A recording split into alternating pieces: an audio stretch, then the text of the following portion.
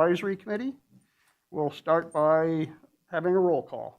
Chairperson Welch, Present. Vice Chair Inverson, Member Martinovich, Member Kimbrough, Member Guillory, Member Burge, Member Curry. A quorum is present. Thank you. At this time, do we have anybody from the public calling in? We do have a couple callers on the line.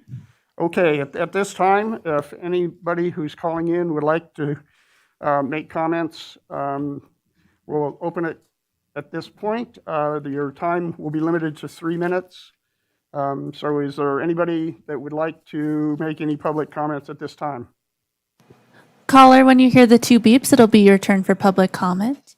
Please state your name for the record. Hello, my name is Dave Bento. At this time, do we have anybody in the public? Welcome. You're welcome to go ahead. Okay. At this time, if anybody who's calling in would like to make comments, we'll open it. Have we lost the caller? Caller, are you still there? Yeah, I'm still here. I'm still here. Thank you. I'm going to. Caller, when you hear the 2 beeps, it'll be your turn for public comment. Did you wish to make any comments? Yeah, I'd like to go next because I have it written out and I can't find it here. So can you ask someone and get back to me, please? Okay. Can we try to see if the another caller would like to make any comments? Caller, when you hear the 2 beeps, it'll be your turn for public comment. Please state your name for the record.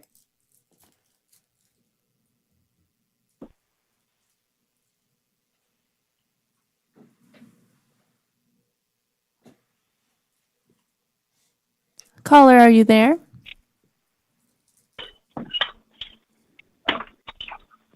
Can you hear me? Yes, we can hear you now.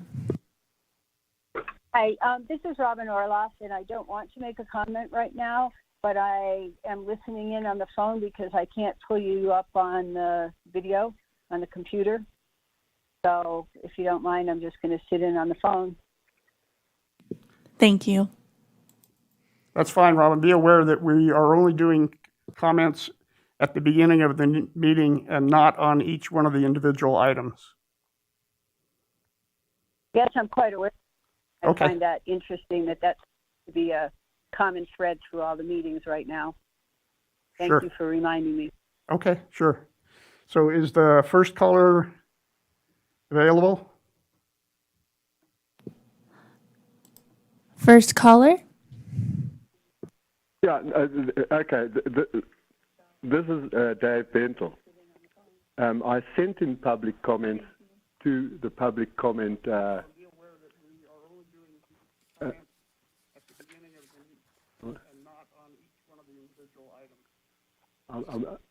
I'll read them to you right now. Okay.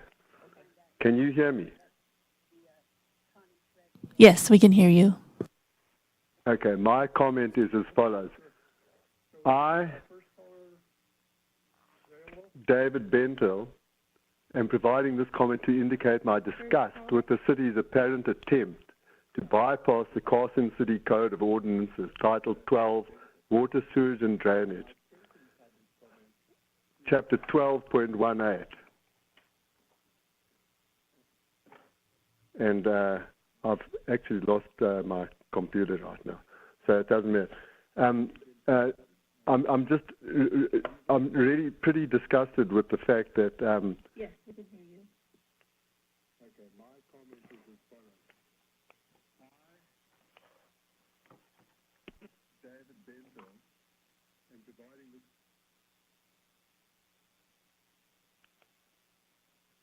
this. Can you hear me still? We can hear you now. It's Yes. cutting in and out.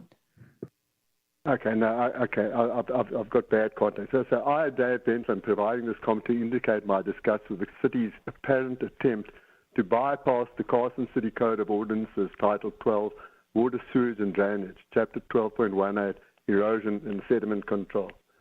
Okay, 12.0 18.040 permits and fees.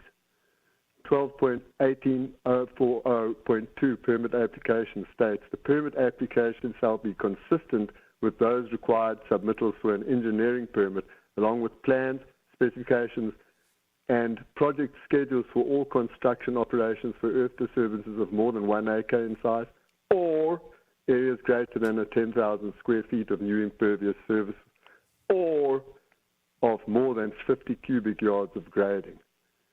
12.18.04.3 says application data required.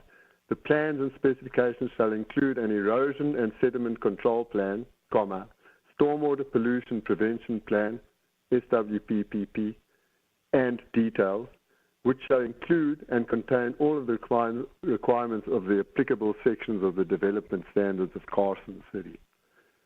If the application had been correctly submitted and a stormwater pollution prevention plan, a SWIP, had been developed, the existing blocked culvert beneath Golden Eagle Lane would have been correctly identified as a crucial item for either cleaning out or replacing.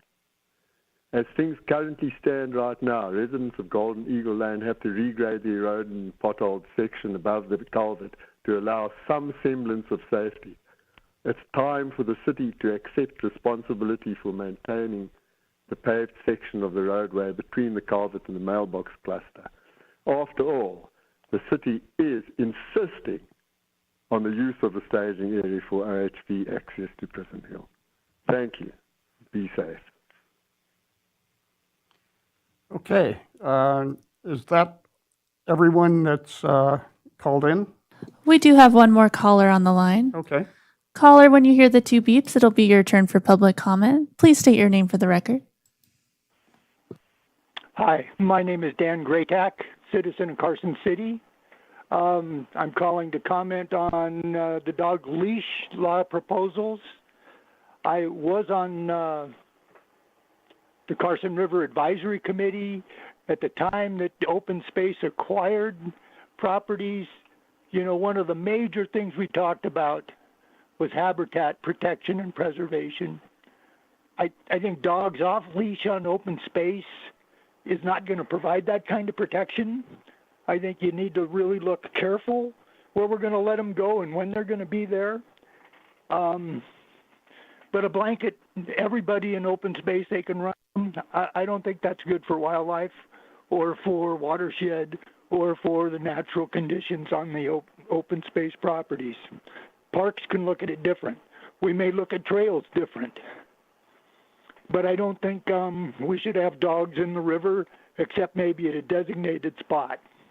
Maybe Riverview Park is our sacrifice area, and we say dogs are okay there on the river corridor. But I don't even know if they should be on a leash on the rest of the trails in the river corridor. Maybe on Prison Hill, maybe those places on the west side where they can still be controlled. But for the most part, I think open space should be conserved properties. Thank you for your consideration. okay. I'm assuming that's it for people who are calling in. There are no more callers on the line at this time. Thank you. Is there anyone present here that would like to make a comment? Mr. Chair, Lindsay Boyer, Open Space Manager for the record. I'd like to just acknowledge some public comment that we received today from Lynn Zong related to dog use in Carson City. I've provided a copy of this to each of you, and it will be reflected in the packet. But specifically, she makes comment regarding source water protection areas in terms of considering dogs in those areas. So just want to put that on the record as well. Thank you. So seeing no more comments from the public, we'll move on for possible approval of the minutes. Do any of the members have any comments on the minutes? Yes, Donna.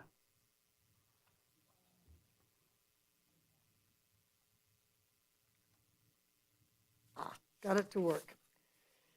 See if I can find my notes. A couple of just typos in the minutes.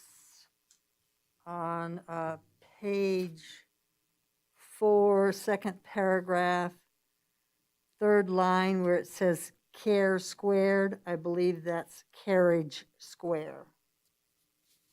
And page 12, second to last paragraph, almost near the end, chairperson Inverson instead of Interson. Misspelled my name. And I think that was the only thing I saw. Any of the other members have any comments? Mark? No, I was going to make a motion, actually. Okay. I'll make a motion to approve the minutes with Donna's changes. Okay. Do I have a second? I'll second. All in favor? Opposed? Passed unanimously. Okay. So moving along to item 5, presentation and discussion regarding Nevada open meeting law, ethics in government, and Carson City Board committees and commissions. Ben, I believe you're going to take the lead on that. Good evening, Ben Johnson, Senior Deputy District Attorney for the record. Thank you, Mr. Chair. This item is to just provide a brief overview of some of the laws that apply and policies that apply to this board. They apply to other boards as well. Since we have so many new members on the committee, we wanted to provide an update for those that haven't gone through this training yet, as well as a refresher for members that may have in the past. So we're going to start. Our office produced a video about open meeting law. Hopefully it's a little bit more entertaining than me just reading the statutes and explaining how they apply. So we're going to start with that, and then we can go to any questions that any of the members might have. And then I'm going to do a brief overview of how this body is impacted by the ethics and government statute, as well as just a brief overview of the policies, the boards, commissions, and policies.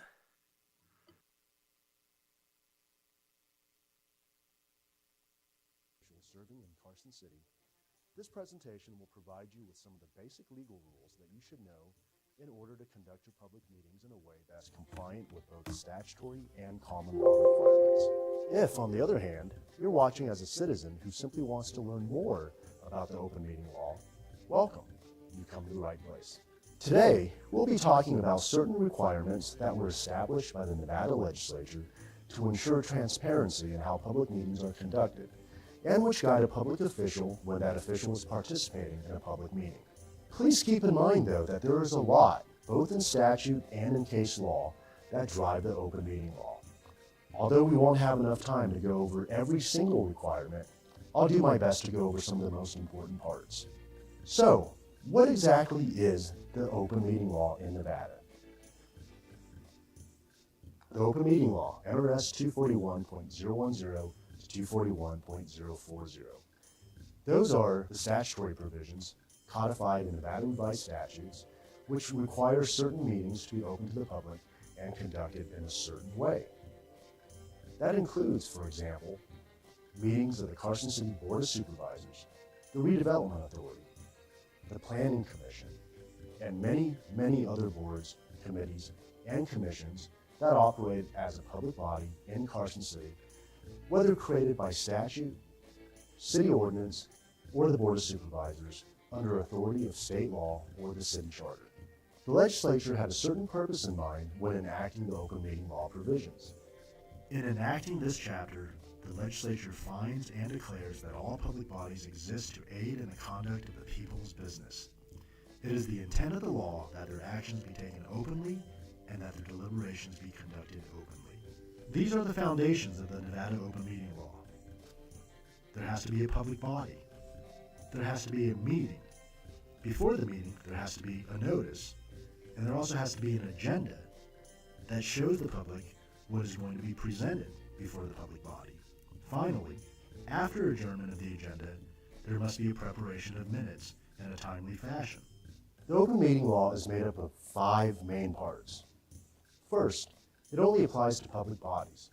A public body is any administrative, advisory, executive, or legislative body of the state or a local government consisting of at least 2 persons which expends or disperses or is supported in whole or in part by tax revenue, or which advises or makes recommendations to any entity which expends or disperses or is supported in whole or in part by tax revenue, including, but not limited to, any board, commission, committee, subcommittee, or other subsidiary thereof.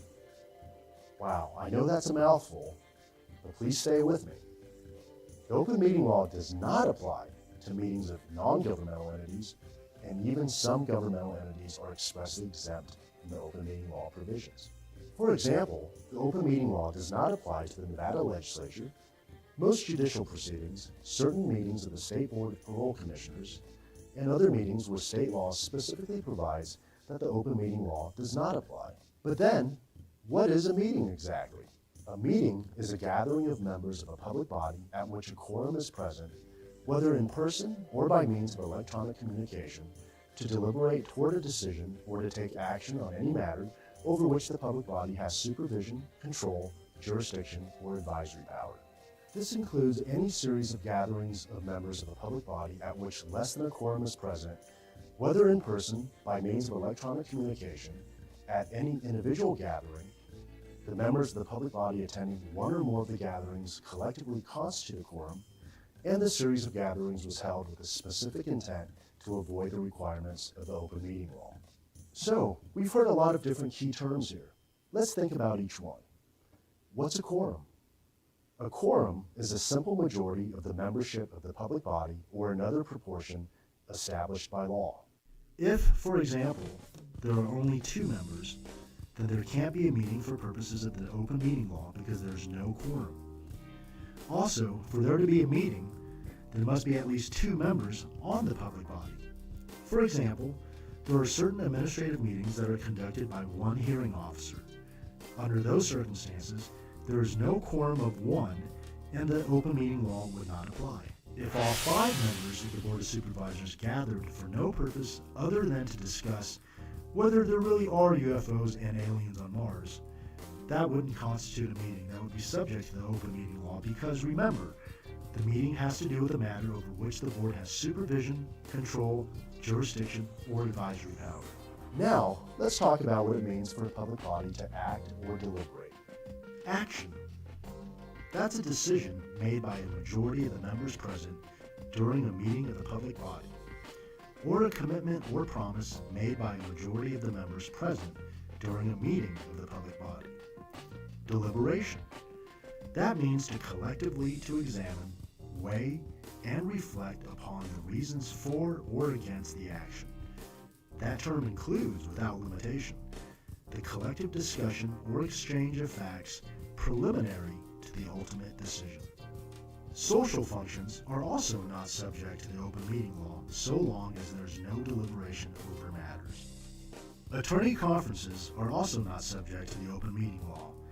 These conferences fall outside the meaning of meeting for purposes of the open meeting law and are exempt even if the members of the public body are deliberating towards a decision for existing or potential litigation.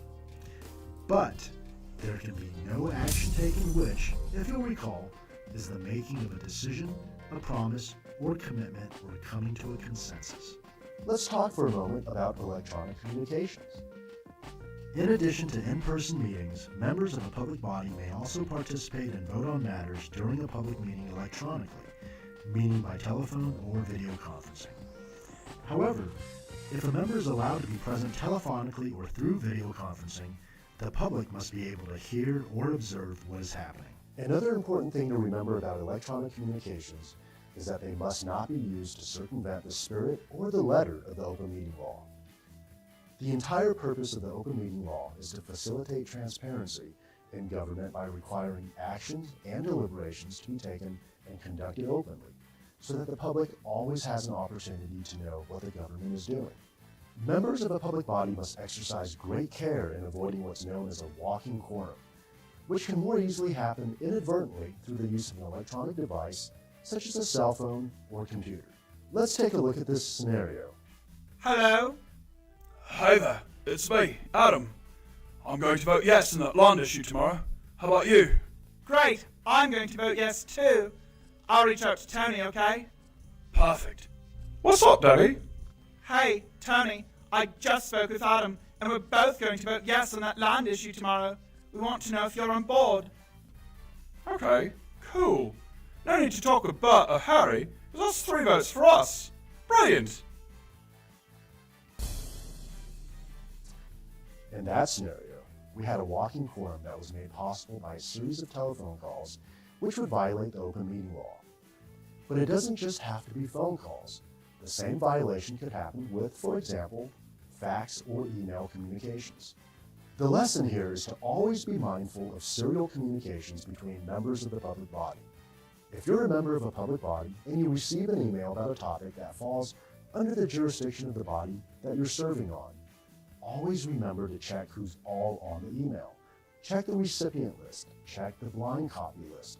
Remember that the open meeting law also applies before and after a meeting, so members of the public body must also avoid talking about matters within the jurisdiction of the public body before a meeting convenes and after a meeting adjourns, or during recess, because those discussions could easily turn into a deliberation.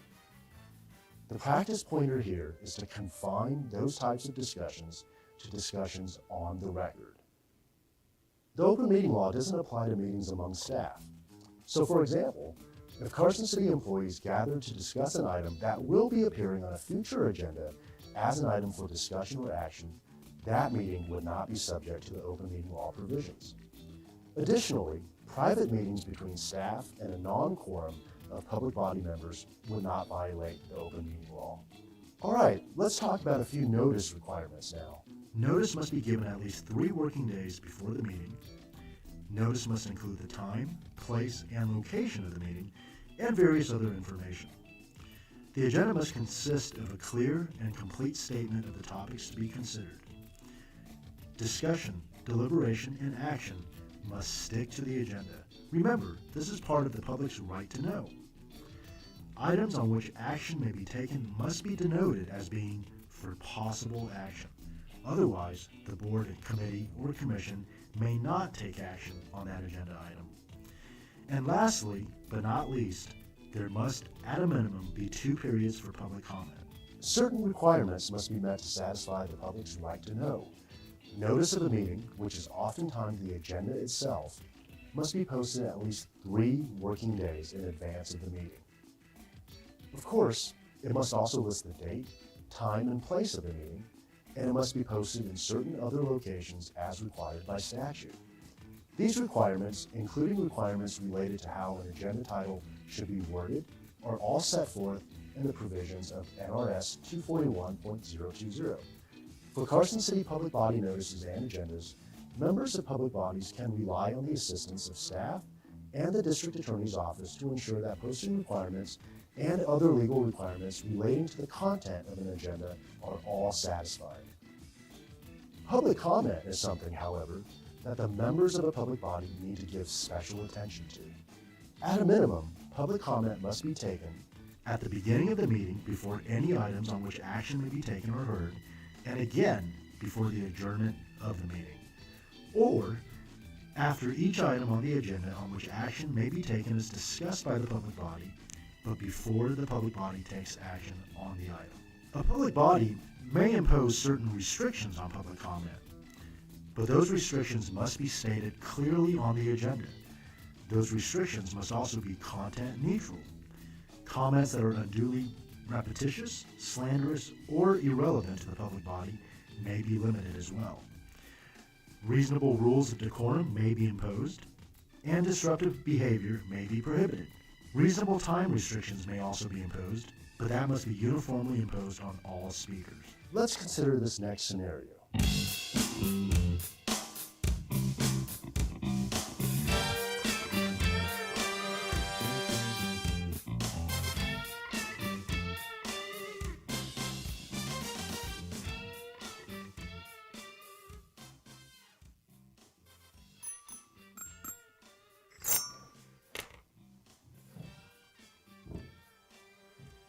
Mr. Chairman, I have come to you today to express my concern about an issue of great importance in this community and that is alien abduction. It's happening right now in this here community. Right now. Is this the type of public comment that must be allowed? Well, the answer is no. Unless this public body was formed to have some type of authority over UFO-related matters, this public comment is irrelevant to the public body. The manner in which the comment is given is also disruptive, Go and so the away, chair of the person. public body Go may away. restrict the comment. I cast ye out. Good morning, honorable members of the committee. I am here in opposition to this agenda item. I know you have been working on this item for a very long time, but I just do not think it is a good idea. Are you kidding me? Ah! You know this is my measure, right? You come in here, if you don't understand how good and right this is, then you're just too stupid to even be heard. Just go sit back down for crying out loud. Jeez. Was that restriction permitted under the open meeting law? The answer again is no. The person speaking was not disruptive in any way, had not exceeded any time limit, and was speaking on a matter under the jurisdiction of the public body. He was cut off because the chair simply did not like his perspective, and that's probably viewpoint discrimination, which would be unlawful. Now, here are some other points to remember about public comment periods. During public comment, members of the public body are not required to respond to the public comment. However, members are not prohibited from responding to public comment. Public comment, nonetheless, should be dedicated as time to the public, and therefore, members ought to refrain from excessive comments themselves. Meeting materials that must be provided to the public at no charge include a copy of the agenda itself, any proposed ordinance or regulation that will be discussed at the meeting, any other supporting material provided to the public except for materials that are confidential or proprietary information pertaining to the closed portion of a meeting or otherwise declared confidential by law. At least one copy of the agenda, any ordinance or resolution, and supporting material must be made available to the public at the meeting. Minutes must be kept of each meeting, including the date, time, and the place of the meeting. The minutes must reflect attendance of public body members, and it has to indicate who was present and who was absent. Minutes must also include substance of all matters proposed, discussed, or decided. And they must include substance of remarks made by the public. Minutes must be approved by the public body within 45 days after the meeting or at the next meeting, whichever is later. Finally, minutes are considered public records, and either minutes or an audio recording must be made available for inspection by the public within 30 working days after adjournment. We've now gone over some of the most fundamental aspects of the Nevada open meeting law. So what happens if there's a violation? The Office of the Attorney General has primary jurisdiction to investigate violations of and enforce compliance with the open meeting law. If a violation is found to have occurred, any action taken in violation of law is void. Violations can also result in misdemeanor charges, as well as a $500 civil penalty for each violation. Different sources of information that you may also find helpful include case law that can be found in the annotations to NRS Chapter 241.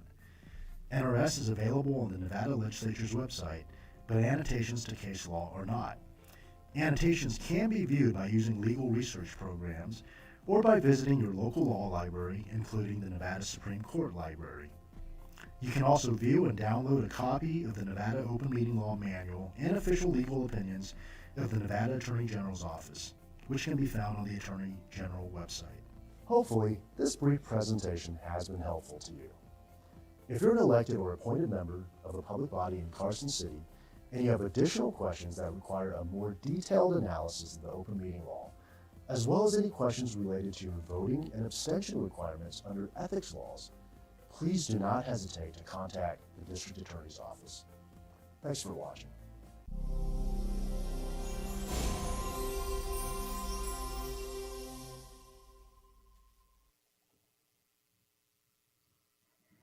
So that, as you can see, was a video that was produced by our office. That was our Assistant District Attorney, Dan Yu, and you may have seen a couple cameos, including the District Attorney. So just to highlight a couple things that you heard during the video. So the big one is that obviously the goal of the open meeting law is to provide transparency to members of the public. And so that's why it's required that all of your conversations, your deliberations take place on the record, where in a forum where the public can, view and hear all those discussions. So you want to avoid, talking to each other about agenda items, because this can lead to, as the video said, serial communication. So even though you're not all present in the video, or excuse me, in the room or an area together, if one of you talks to another member and that member talks to somebody else, pretty soon you have communications going about how the board might, or the committee might vote on a particular item, and that's not allowed. So you just want to try to refrain. That would also include at the end of the meeting, when the meeting adjourns and you're still hanging out in the room, you want to avoid talking about things that you just voted on, things that might come up in the future, anything really that the board would have within its jurisdiction to hear and decide. Obviously, it doesn't apply to social functions if you're just talking about purely, non-board items. So if you're at a birthday party or you're at a Parks Foundation event, it's fine to talk to each other. It's just you don't want to avoid any kind of discussion about anything. You don't want to start talking about, oh, what are we going to do about the dog policy issue or something like that. As it said, that there's requirements that staff takes care of, that like the things like the posting and the creation of the agenda, the posting, the supporting items. That's stuff that you don't ever see or know about until it's posted and you're given your packets. But that's also the reason why sometimes a meeting has to get canceled if we don't have a quorum, or if the meeting's not agendized correctly and we don't provide that 3-day notice period prior to the meeting if something went wrong and we weren't able to get it posted in time. So just be aware that sometimes meetings get canceled, or if something's not agendized right in the actual agenda, for example, like it said, every item that you take action on where you take a vote, it has to say for possible action per statute. So if that's missing, I didn't do my job and I missed that, and it says discussion only, well, then you can't take action on that item. So I think for as far as the open meeting law, that pretty much hit the main points that I think the board needs to focus on. Are there any questions about that right now? If not, I'll move on to some ethics and government laws that apply to the board or the committee. Is there any questions? Yes. If we're out in the public and a member of the public asks us questions about something that's going on in this meeting, do we just listen? Can we respond? Absolutely. So you can absolutely respond. The only exception would be if there's, a quorum of you, say, so 4 of you are, out somewhere and somebody comes up to talk to you about the dog leash policy. You would want to refrain from doing it because there's 4 of you. That technically means there's a quorum, and you're talking about something that this body has jurisdiction over, the dog leash laws. But absolutely, you're free to engage members of the public as you wish. You're not obligated to, but absolutely, if somebody asks you a question and you know the answer, feel free to engage with them. It's not meant to stifle discussion. It's just to make sure that any discussion that you do have amongst each other is on the record where it's being recorded and the minutes are being produced. Thank you. Yes. So the other item that applies is the ethics and government statutes, and this is basically about conflicts of interest. And so even though this body may not, decide a lot of contracts, may not, award money or do things like that, you do provide that advice to the Board of Supervisors. So you are still bound by the ethics and government statutes. And basically what that means is that if you have a conflict of interest with a particular agenda item, you need to disclose that on the record. And then if it's a disqualifying conflict, then you would have to recuse yourself. And so a conflict of interest is when anybody has a personal or private interest sufficient to appear to an objective person in the public that it would influence your ability to be objective in exercising your official duties. So what that means is if you have any kind of significant pecuniary interests, so say there was, a discussion coming before this body, and you have business with the person that's applying, your company does business with them, or you're a member of their board or their company, or you have a familial relationship, a member of your household or your spouse. Those are the kind of things that you would need to disclose. So when you get the agenda, I would recommend. I mean, I don't think it happens frequently in a body like this, but it can happen. So when you get the agenda and you see something, and you think, oh, well, that's just an action item, and that's my brother presenting, you might want to give me a call or an email, and we can discuss about whether or not it's actually a conflict. I can help you create a statement that you read into the record. Even if you don't have to disqualify yourself, it's always good to put any kind of potential conflicts on the record, just so that, again, for that transparency, you may not have to disqualify yourself, which means that you wouldn't take action on that particular item. But it is good to put it out in the public, just in case there's ever a question. I do have a question in regards to that. Yes. This actually is what comes up more frequently is I'm on the board of one and soon will be on the board of two nonprofits that interact quite a bit with open space. So does that also fall under the same? It can, because you would have, a commitment in a private capacity, even though, you may not get paid by them, you are involved in their organization. So that's something that if you do see, feel, if you ever have any questions or you're in doubt, I'm more than happy to, take the time to either call or email with you.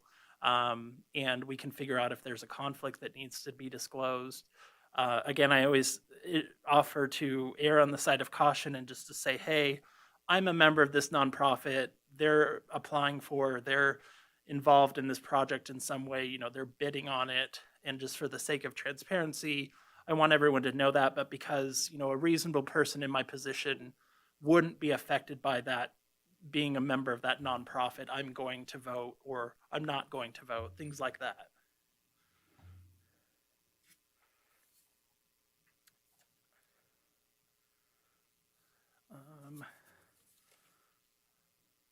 So the disclosure, if I do help you draft a disclosure statement, you read it at the beginning of the agenda item, not at the beginning of the meeting. So you do it right before, after the chair has announced the item. You'll give your statement for the record, and then again, whether or not we've decided you must abstain or not, and then you'd be able to participate.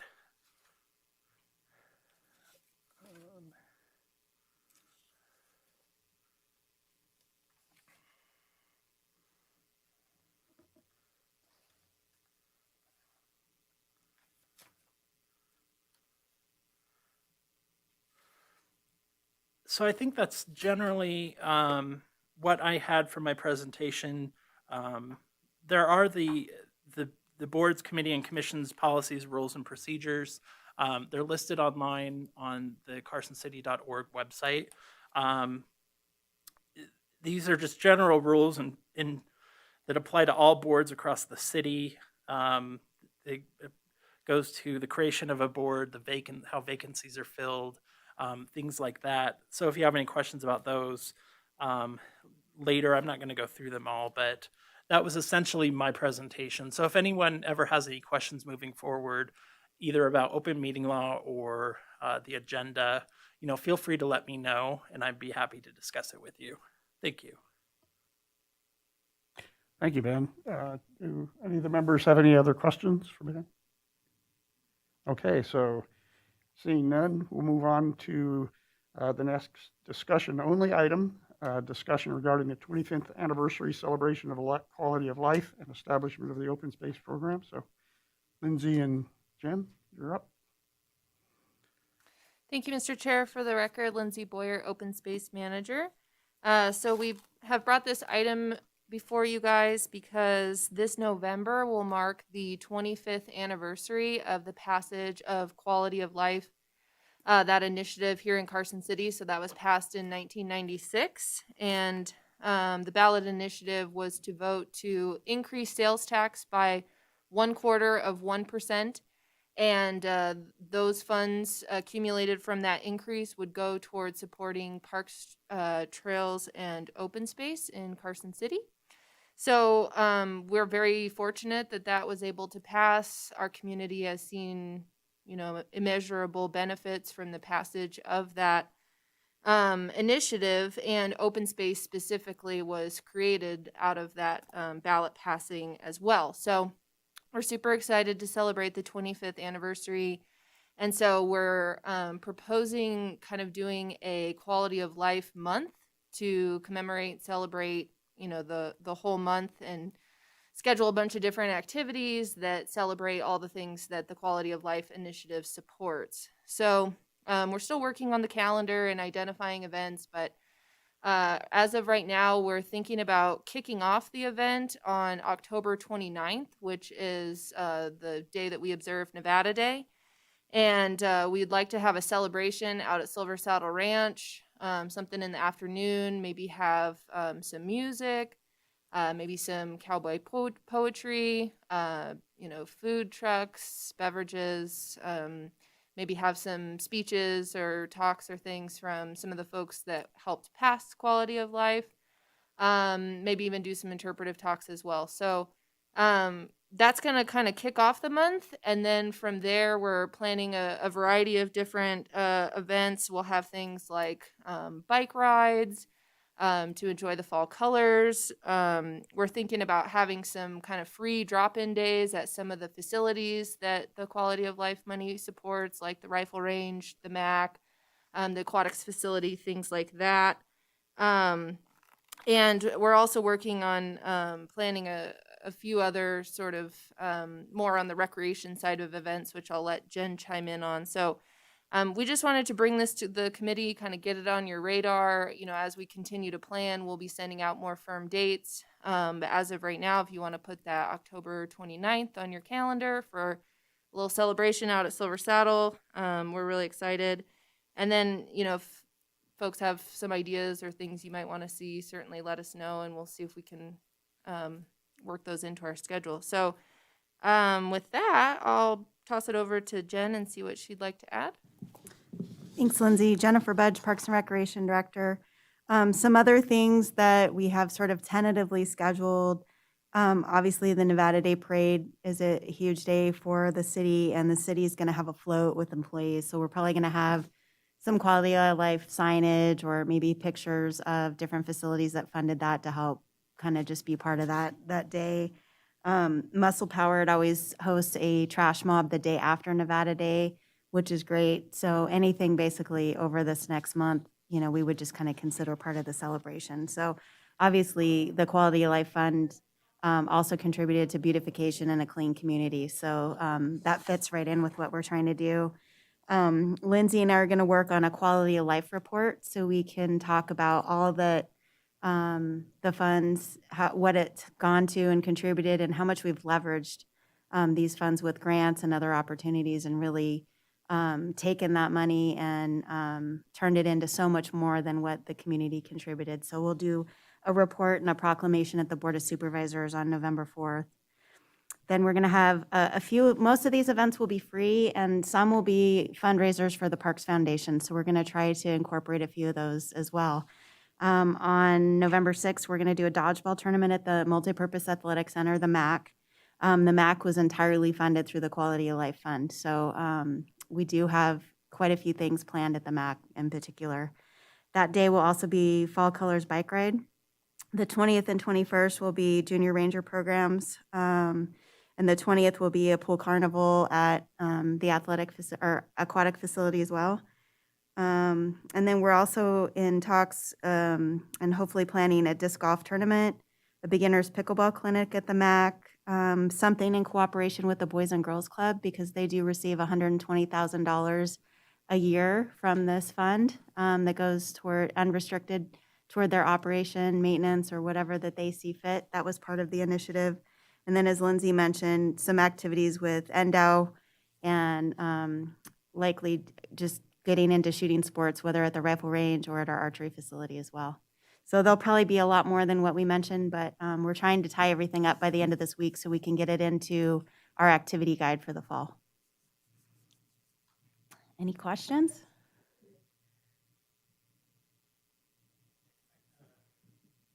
This button, that works better for me. Actually, I was going to make sure that but you already said you're going to do that. I think the world needs to know what this program has done for this community because it's huge. There's no other community in Nevada that has this. So all these great programs you're doing, I'm looking forward to my 25th anniversary hat, maybe when we get it. But it's really exciting that you guys are doing that and celebrating this because the public really needs to understand and know what the benefit is. And the doubling of the money that's been given is a huge amount of money for such a small community. And that's one of the things I do. I still work with other groups that do these types of things. And this, I always brag, I live in Carson City, that we have this program that nobody can touch. And there's a lot of people that are very happy about that. But we really need to tell that story because I think there's a lot of people don't understand that when they buy their groceries where some of that money just went. But Yep. Thank you. Good job. And we are going to have some swag. I'm not sure about a hat, but we will. We haven't dialed in our swag menu yet.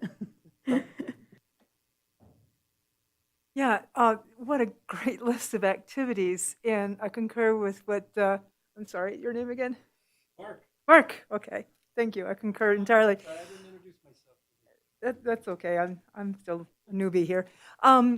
Are you planning to reach out to the local papers about getting a series of stories on this? There's a reporter at Nevada Appeal who over the course of the summer has been doing a lot of articles about the trails that they've been walking on, and they've introduced me to like Hobart Reservoir. I didn't know that was there. That might be a good person to contact, I guess. You probably already got it. Absolutely, yeah. You're We will do a huge media campaign, and I think some good public interest stories, obviously with Carson now and the Nevada Appeal, and hopefully we could get even some television interest in the story because it's a really great one and one that's very unique in the whole state of Nevada, let alone, very few other states in the United States that have this dedicated funding to parks, trails, and open space. Yeah, I would also mention the local radio station does PSAs as well. Thank you. Any other, Donna?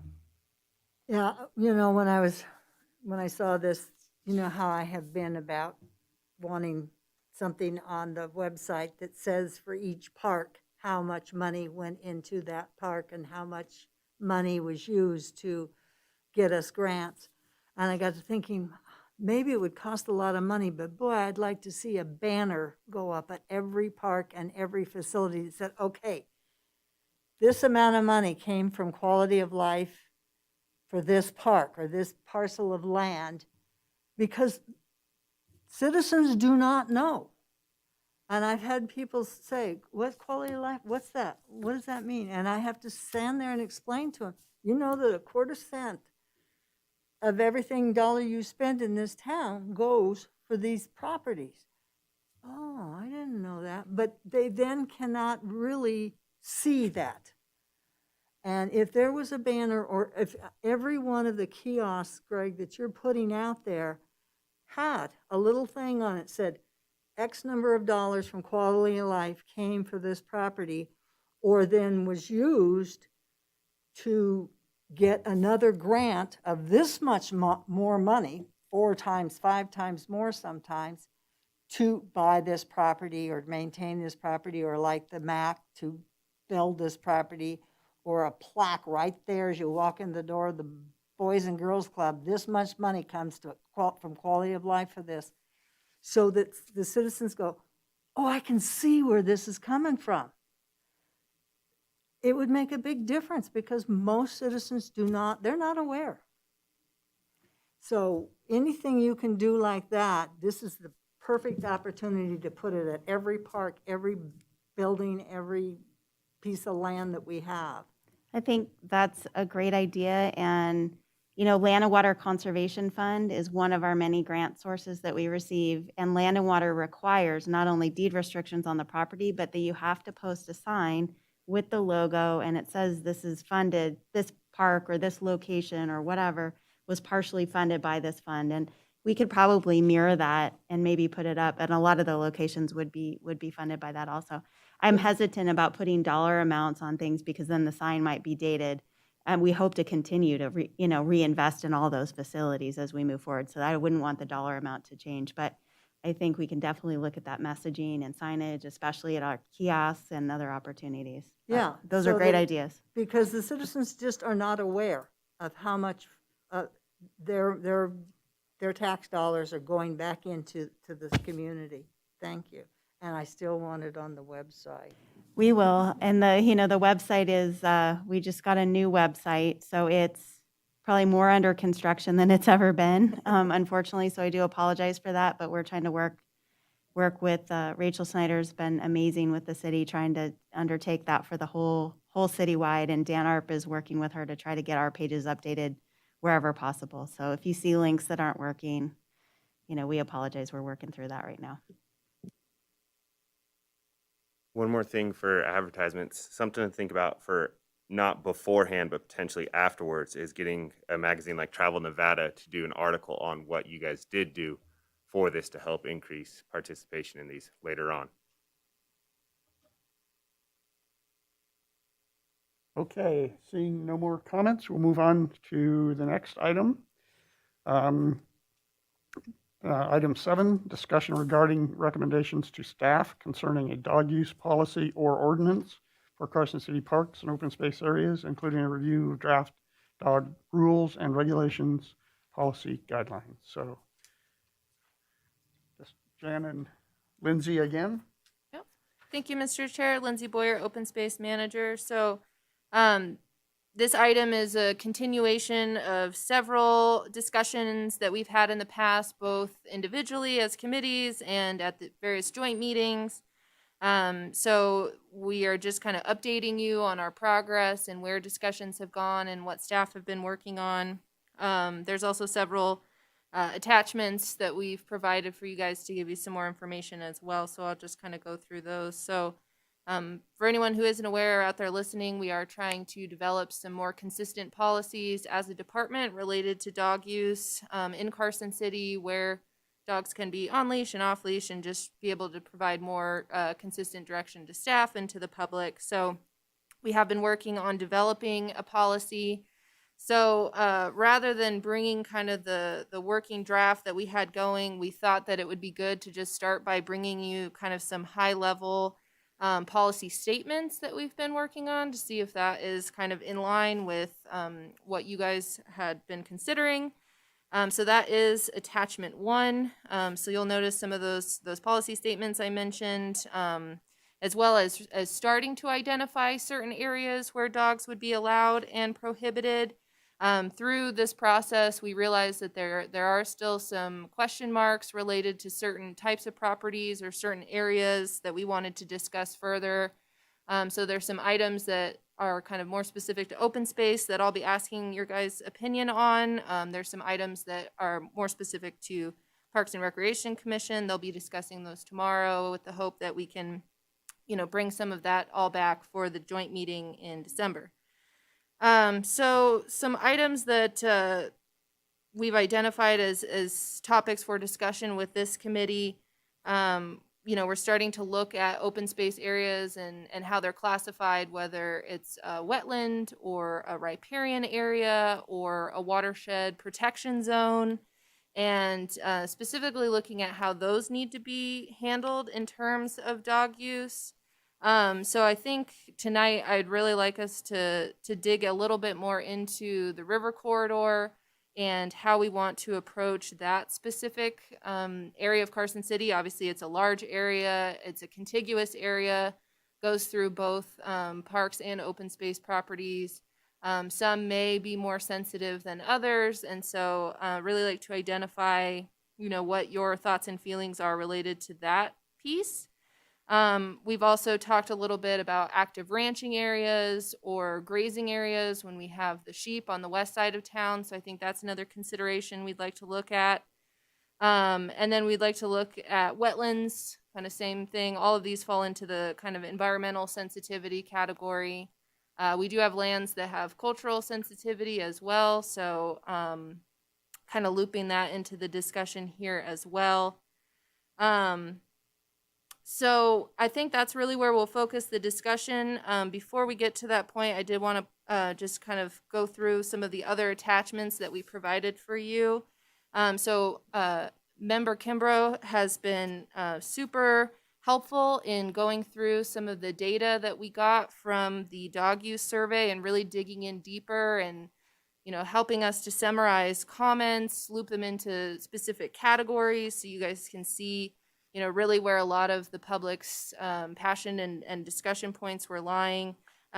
He did a lot of number crunching for us and really figured out how the different respondents weighed in. So I think attachment 2 and attachment 3 are important to review in depth, either now or in the future as we continue this discussion, just to really have a good sense of what the public thought related to these matters, especially some of those comments. I know there's numerous pages of comments, but we felt it was important to be able to kind of see the entirety of what people thought related to this matter. And then lastly, attachment 4 is a overview of our mutt-mitt stations and locations.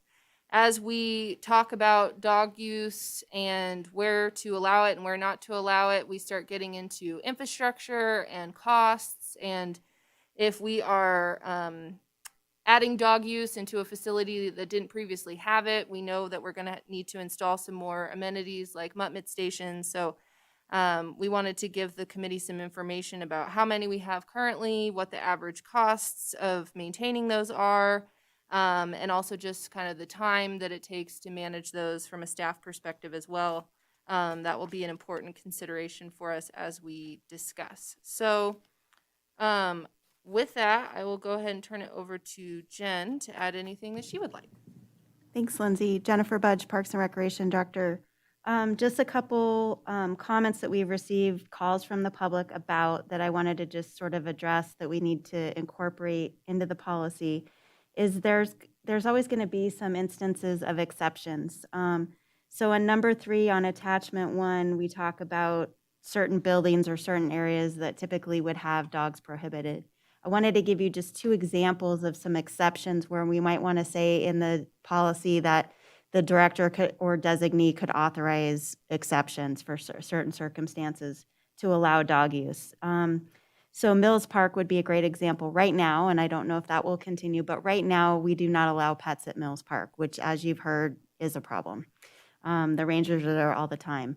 But we do authorize 2 dog events within that park. One is at the aquatic facility. It's the last day the outdoor pool is open for the year, and that's the Pooch Plunge, and we let people come and pay, and the proceeds go to Cassie, and it's a great awareness event about Cassie and the Nevada Humane Society and what they do for animals in the community. Lets the dogs swim, and then, you know, all the lifeguards and the pool staff, you know, clean it out properly and close it for the winter. And then we had another event a couple weeks ago. We have movies in the park at Mills Park, and we had Homeward Bound, which is about dogs. So we worked with the Humane Society, and they had an adoption event at the movie in the park. So we did allow dogs to come in for that. So that would just be an example of where we might have some exceptions and allow specified use. And we just want to maybe consider that as we move forward with a policy. And then I just wanted to let you know, Dave Navarro is here. He's our park operations superintendent. The park rangers report to him. So if you have any questions about citation authority or the things that the park rangers are encountering at trailheads or out on our trail systems, he can hopefully help you get their perspective as well. And that's it.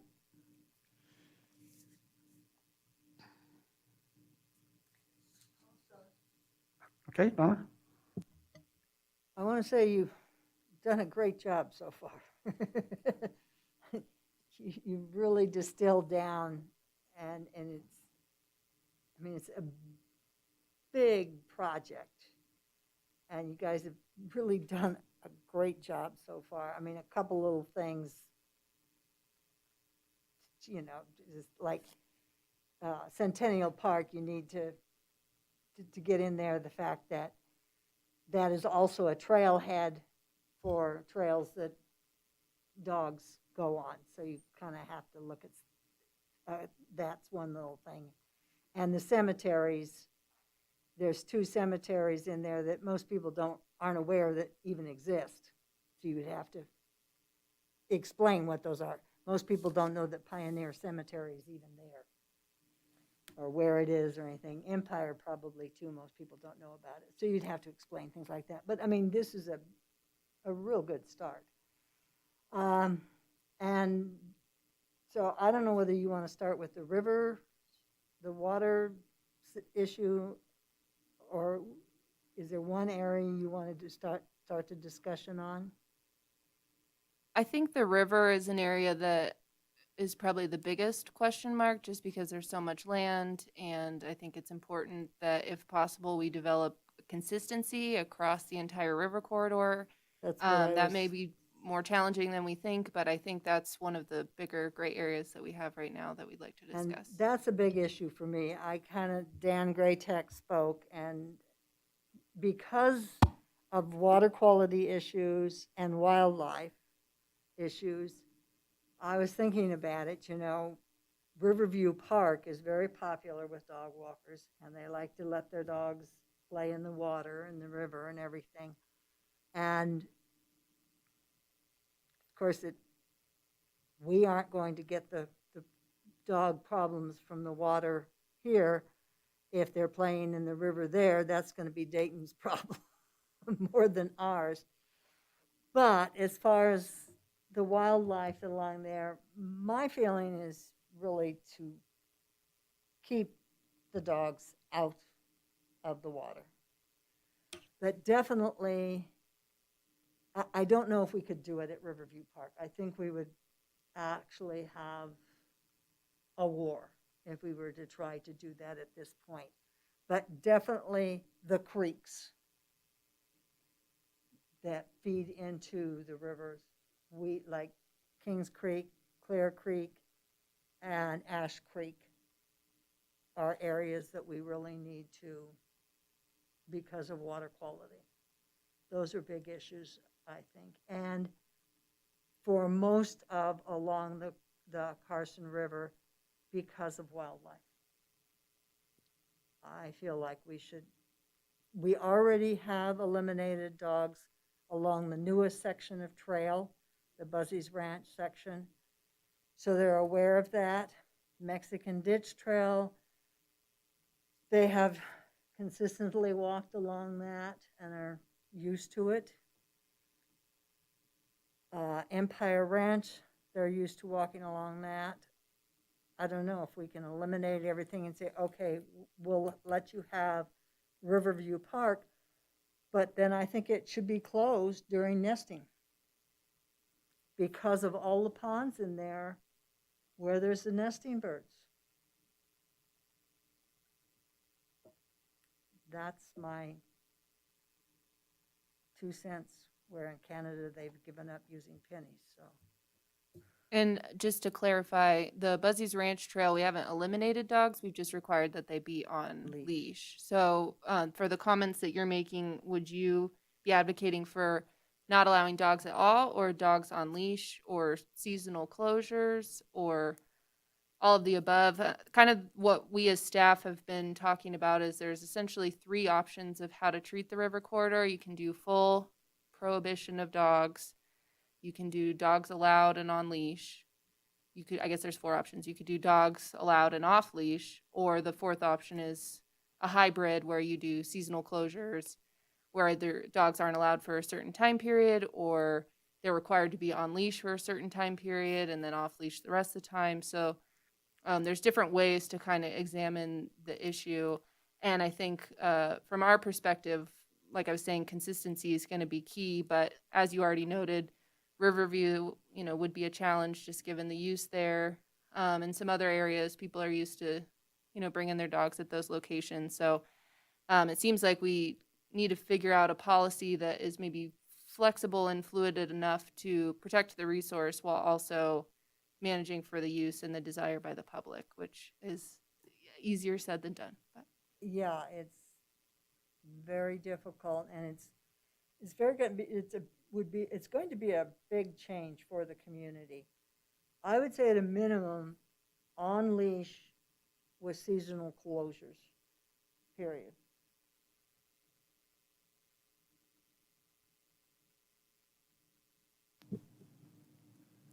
Donna, when you say seasonal closures, do you mean closing those areas or not allowing dogs during Not nesting allowing season? dogs Okay, during- I just want to clarify. Yeah.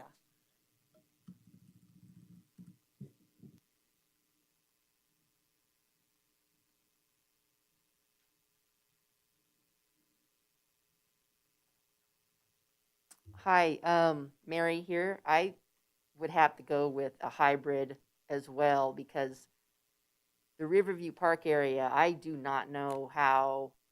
I would really hate to put our rangers into a situation where they're going to have to be policing this because it's a no-win situation.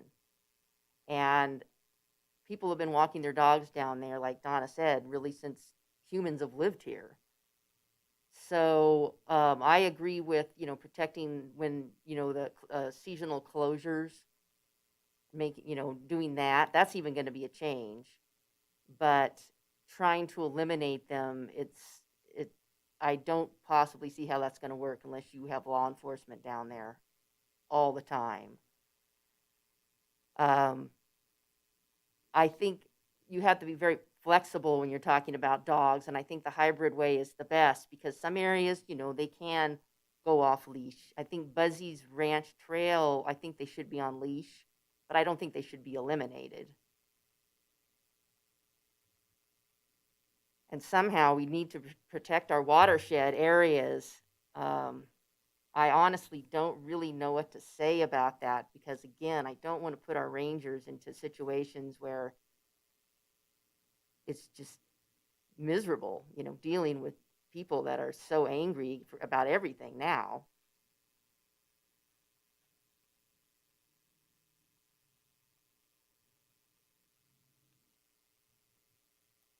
Just a comment about the hybrid approach. If the concern is along some trails that you have adjacent ponds with nesting, the hybrid policy that you might consider would be on leash rather than prohibition. So that way people would still be able to go from one area to another where dogs might be off leash.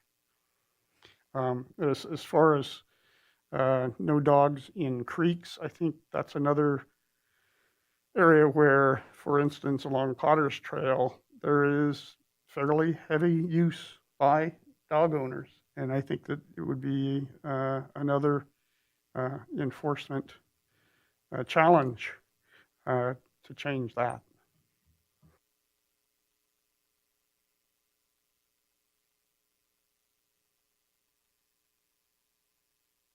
Yeah, thank you.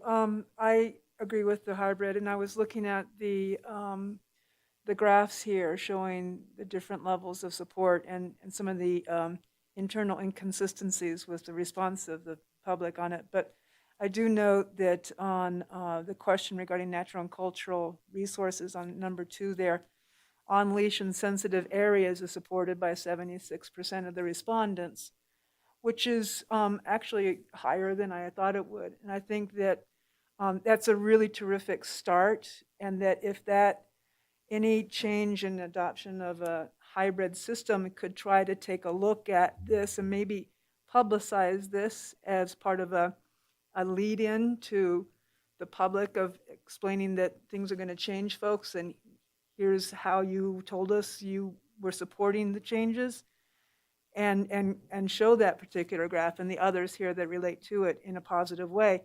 And then, of course, describe the rationale for it and say, look, it's only for sensitive areas and for a certain period of time. And I think that over time, people would learn to accept that. I know that when I first moved here, we wanted to go to Washoe Lake with our dog.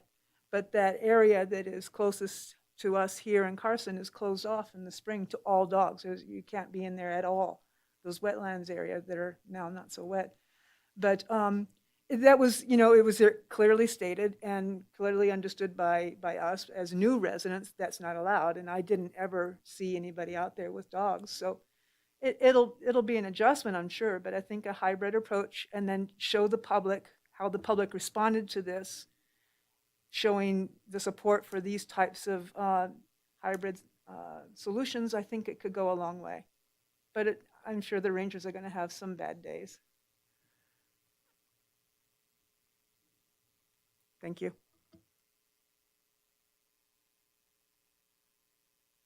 Yep. Rob Galeri for the record. I think the best way to approach this would be, again, the hybrid approach. As much as I agree that removing dogs completely during breeding and nesting seasons is probably the best approach for wildlife, I don't think that logistically is going to be the best approach for us starting out.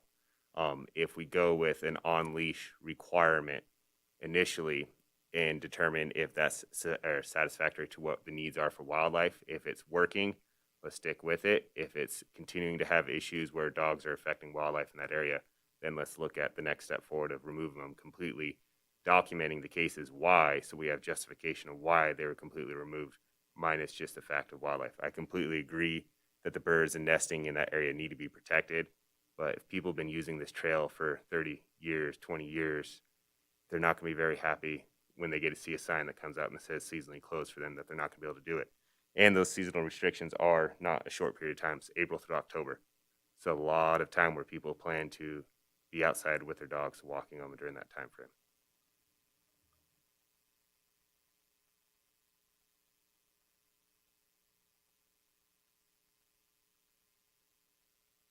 Sorry, I just wanted to add, I wonder if we could have special signs made for those seasons.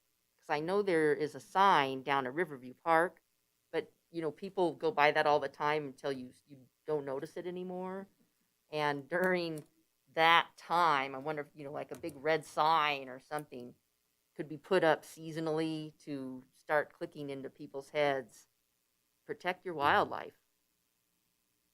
Thank you.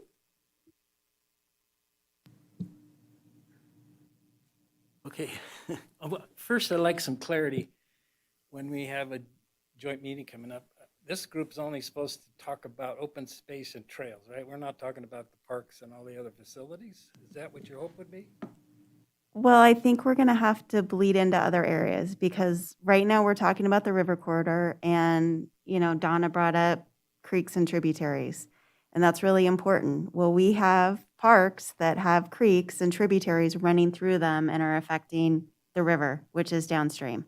So it overlaps, and it's something that we're going to have to talk about. So Mills Park is one. You have a creek that goes right through it. Long Ranch Park has a creek going through it. Long Ranch also has, right now, an off-leash area. Half of the park is allowed off-leash. Should that continue? These are important things to discuss, and I think it's relevant to this board to discuss that. And then if you have a recommendation, we have the Park Commission meeting tomorrow night. I'm taking everything that you say down so I can summarize that for them tomorrow night. But if there's recommendations you have about those parks that have the tributaries going through that and what you guys think should be there, I think it's really important to share that with them.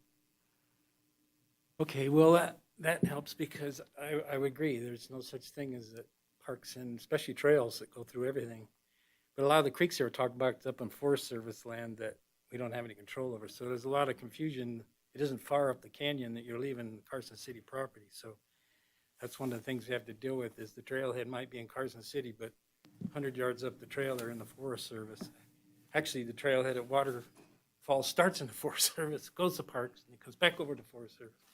So there's those things you have to deal with when you're going to have to figure the enforcement side. So you're going to have to be patient with me. I have a few comments to make. But we're only talking riparian right now, which I'll only speak to that if that's all the information you want. So there's a lot of support for closures from people, and they understand it. And so the hybrid approach. If you're going to close for nesting, it has to be pretty specific so we can tell them how you came up with the idea that there's a nesting area here or not.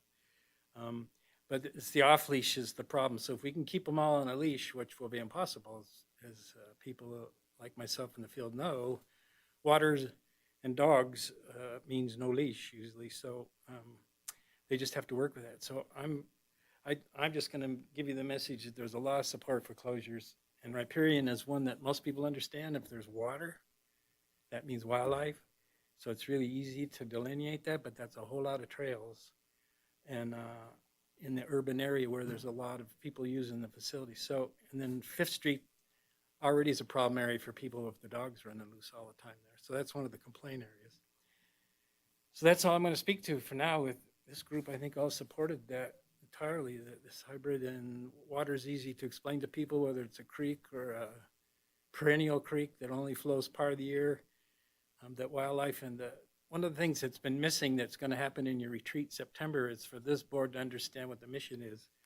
And that open space lands are managed different than parks because we're more to protect the resource.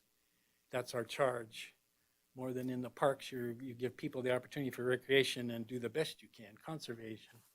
So once people better understand that, we have a better stand, because this poor group of people here that are going to finally write this are going to make some people unhappy. So this board needs to be here to support them if they get bad feedback about who made these decisions, that we're here and we support them and that they need that. I think that's one of the reasons it's taken a while to get these policies rolling, is because it's a tough decision and you're going to have a no-win. About half of the participants are one side or the other, but they all understood.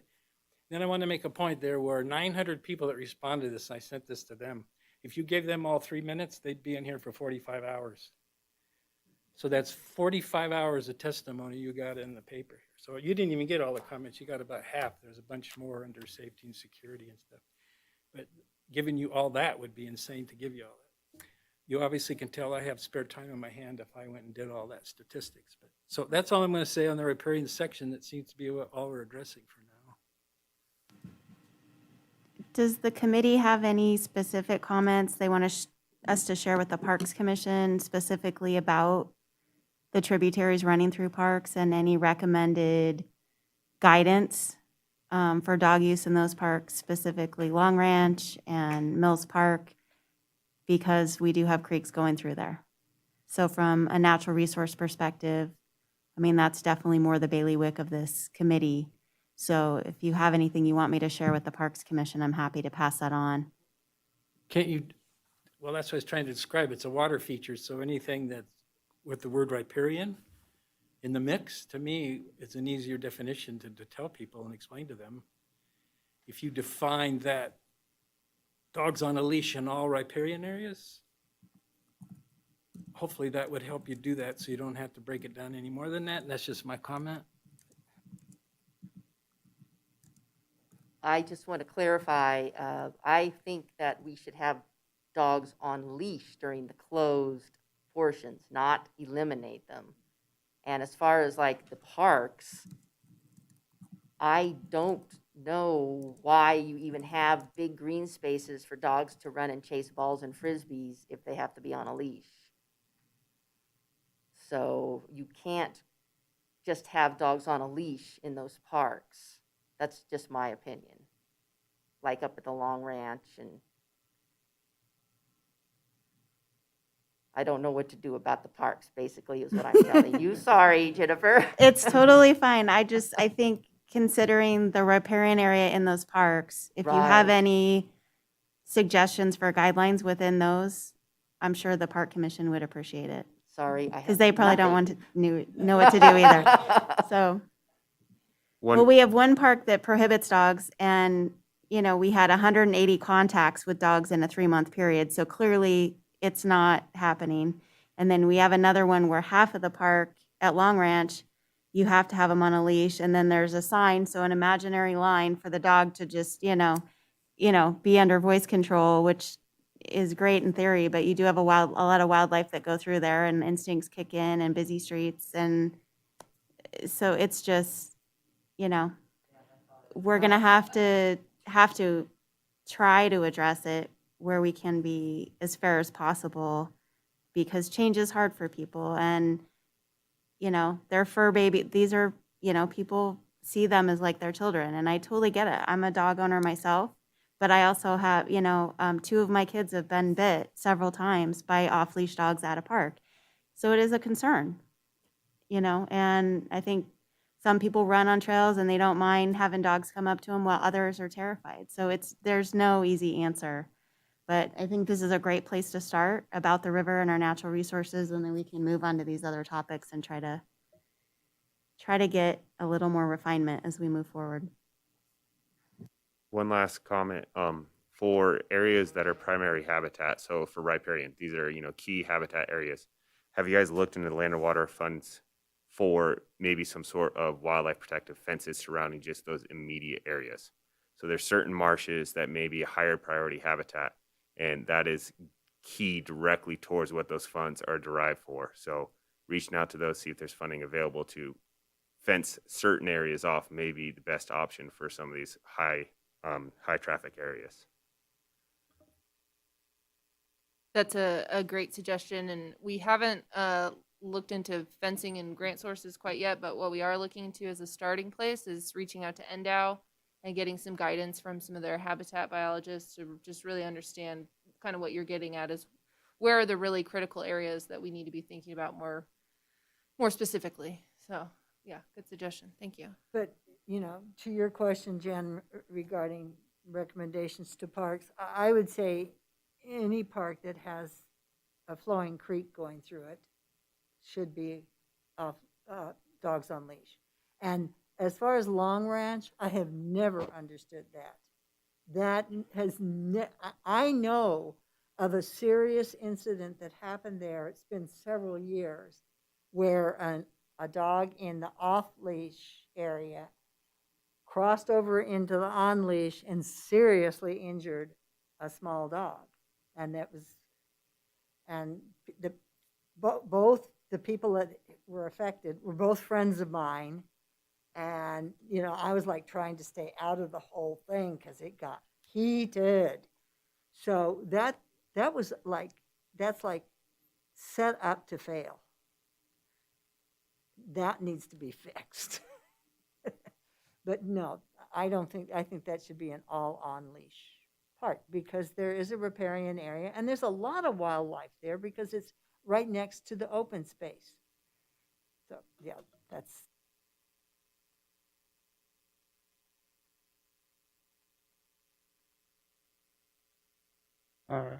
Unless there's something else that you would like to ask the committee, we could move on. Is it Lindsay or Jen, is there something else you'd like to get feedback on? So it sounds like we have some general consensus on kind of the environmental sensitivity, especially as it relates to proximity to water. So I think the comments that you guys have identified would apply to how we treat riparian areas, wetlands, and then, some of the source water protection zones we didn't get into specifically. So I think that's, a discussion point. And then I'd also like to talk about paved trails versus natural surface, either single track or, dirt kind of double track and how we want to treat those if there's a distinction there. So related to the source water protection zone, specifically the waterfall trail, we are looking at full prohibition of dogs at that location, specifically from a water quality perspective. The inlet right below the waterfall is directly where water is taken. It goes directly into our water treatment facility from there. So we feel, and staff from around the city support this, as well as that comment that I mentioned that we received from Lynn Zong.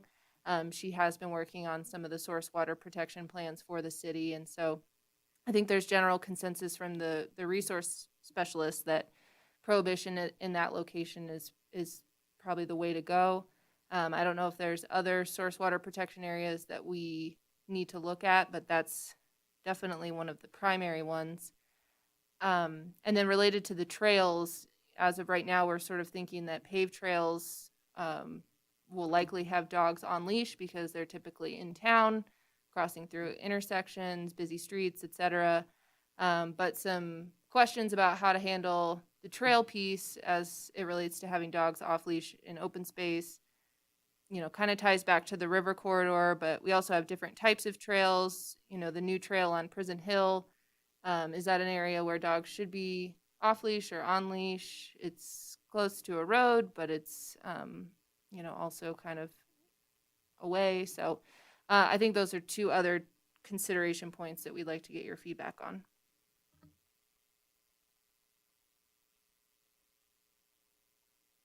Personally, my sense is it's going to be tricky enough to deal with which trails are going to have and parks are not going to have, on leash, off leash, no dogs, that throwing in the additional complication of saying, oh, wait, this one's paved, but then it ends and it goes on to dirt. That continuity issue to me, I think that you might be going down the road of, getting yourself wrapped around the axle, dealing with what the surface is like. To me, the generality may be true, but once you get into specifics, you've got enough detail to deal with without throwing that on top of things. For me, I think I would back away from that just to make things easier to manage.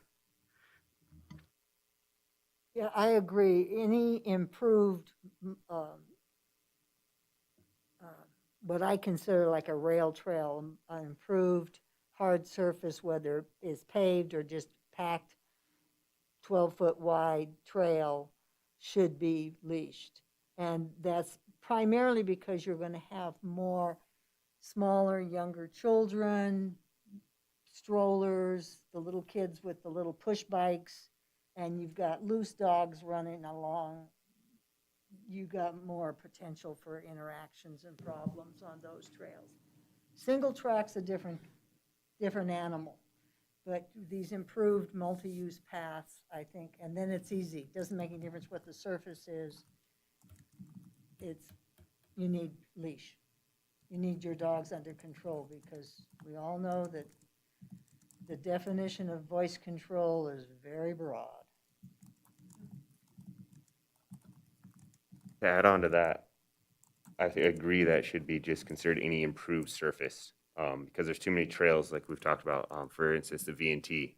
If you start down off of, I believe it's Ormsby, it's a paved path, and as soon as you cross over past the college, it turns into a dirt path. But off of that, you have multiple single tracks coming back and forth, and that leads into kind of question 5 of discussion of how long to be off leash from these trails. And so if you start looking into that, we'll define where the trailhead is, and that goes into a whole nother world. But if you're looking at doing it for a certain distance, that at least gives some people some buffer zone between the single tracks and getting onto those developed trail systems.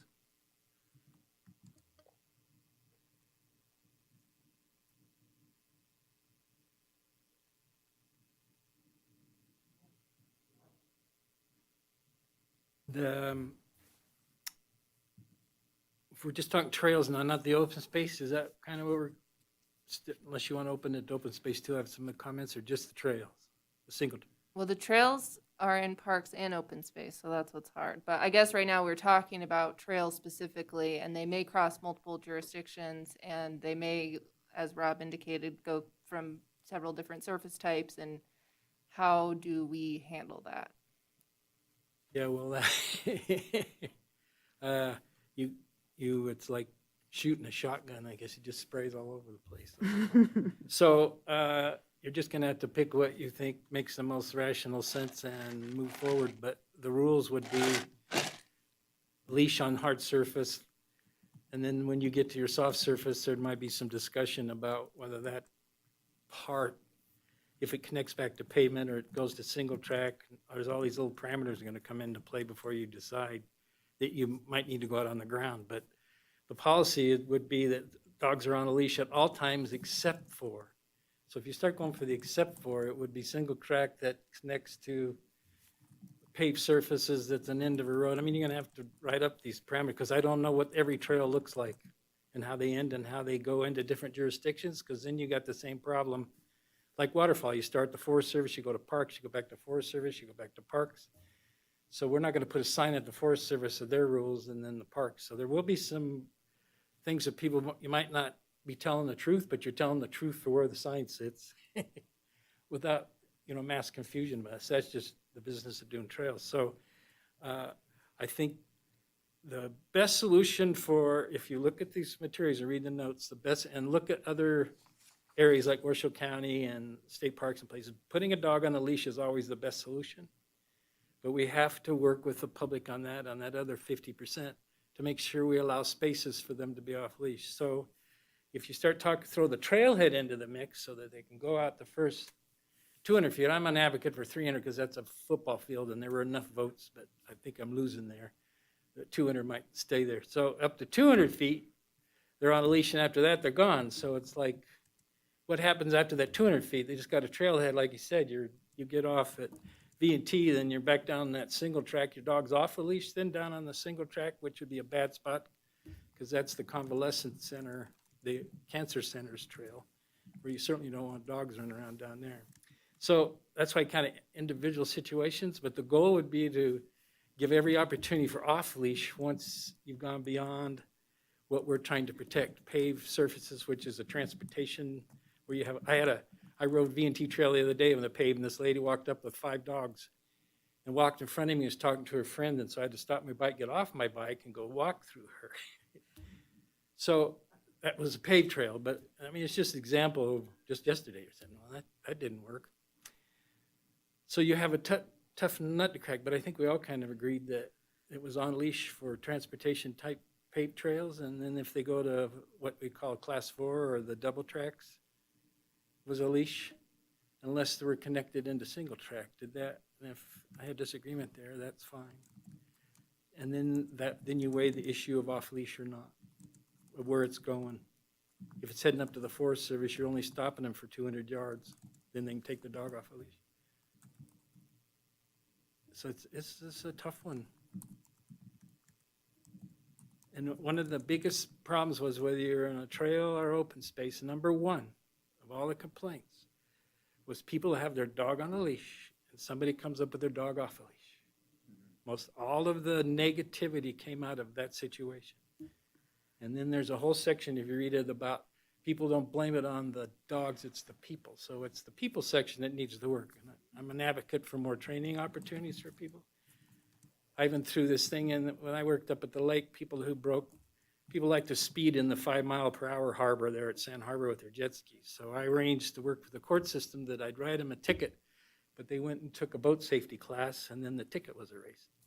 So I was advocating to these guys, well, maybe the Humane Society could hook up with you guys and people could go to this training instead of a ticket situation where they're paying a fine. So, I mean, there's ways you can handle things softer, which is another whole discussion that you weren't privy to that I had at the last meeting. So that's enough I think I need to say for now. But that unleashed problem is the biggest problem of all of the people making comments. People do not have the ability to put their dogs under control. And the people with the dog on a leash get overreactive is one of the things. I wish I had more information to offer you for all the big bucks that you're paying me for this very difficult problem. But I was wondering if perhaps after you decide, this is all gets sorted, is that maybe we could have trail days where dog people could be at trailheads kind of explaining, showing, hey, this is what you need to do here. You have to have your dog on a leash for 200 yards or feet, whatever it is, off the, this is what we expect, we expect you to pick up after your dog, and have a series of those around the parks to try to get people, which seem to be the problem, and we all think it's the people that are the problem, to get their acts together.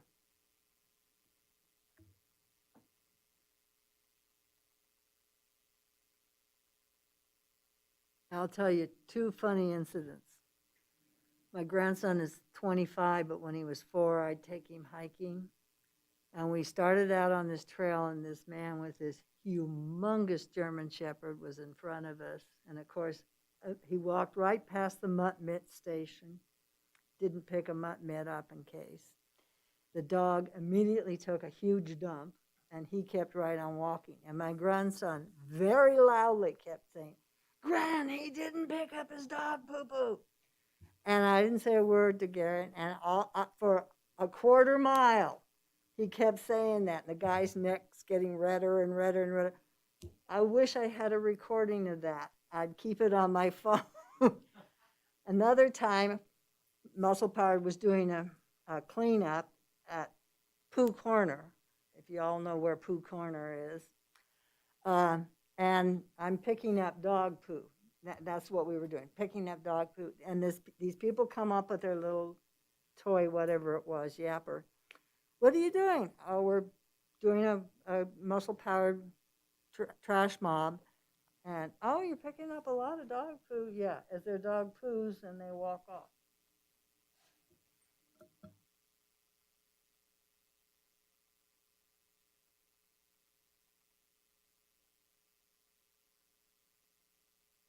Okay, I don't know if I can add too much, but your idea about having somebody at the trailheads to provide some additional support, especially somebody who already has a dog with them, or just, a dog ambassador, or instead of a guide dog, a dog guide.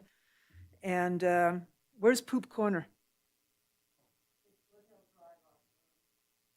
Oh, yeah.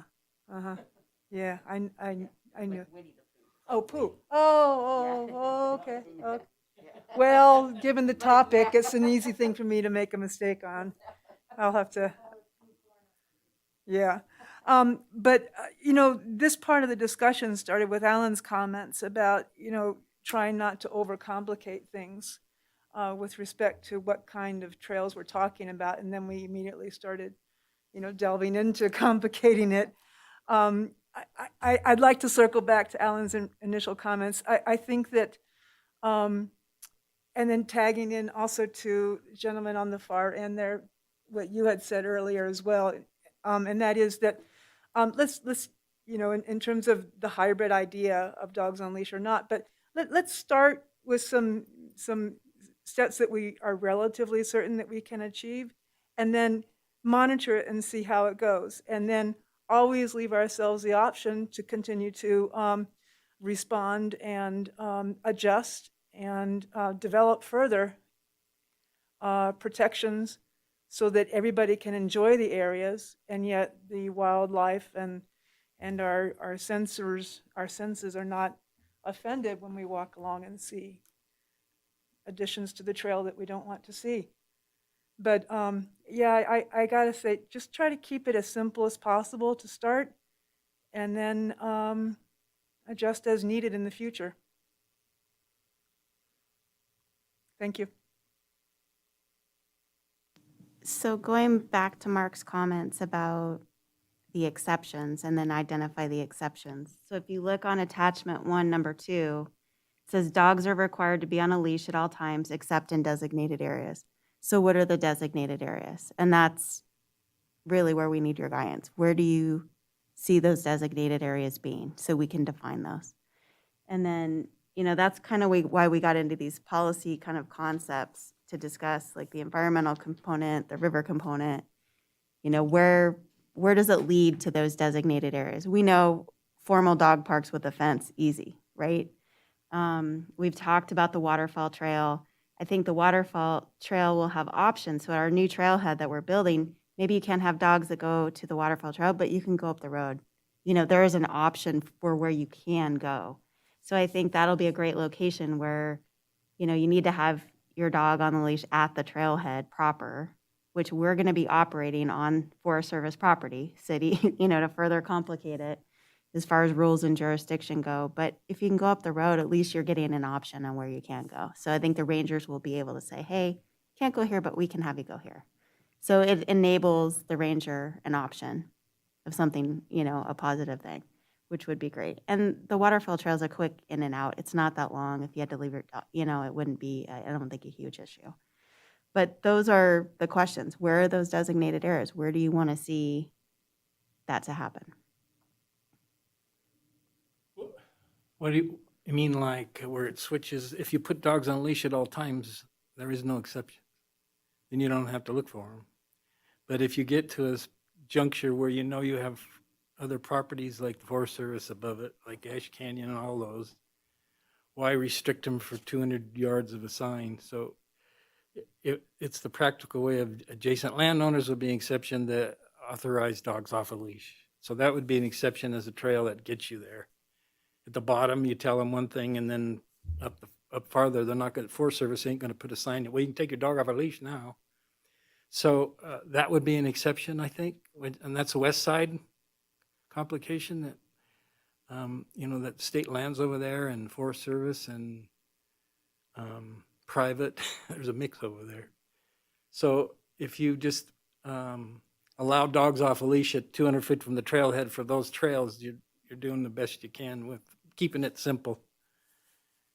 Without, but over at Prison Hill, where they can leave the trailhead and go up, and that was one of the complaint areas that people weren't happy with sometimes, where the off-leash situation happens. But that's just something that has to be dealt with from management. You can't do anything about, if you're going to have off-leash areas, you're going to have conflicts. It's that simple. You have to address that.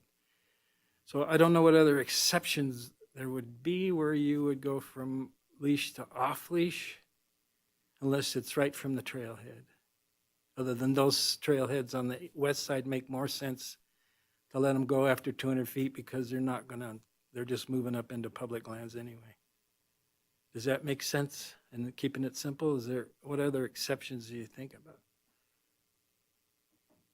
Looking for the feedback too. There's a few listed on the second page on number 5. So active ranching and grazing areas are sheep grazing activities are a real problem. We have sheep and dog conflicts pretty significantly, and it becomes tragic.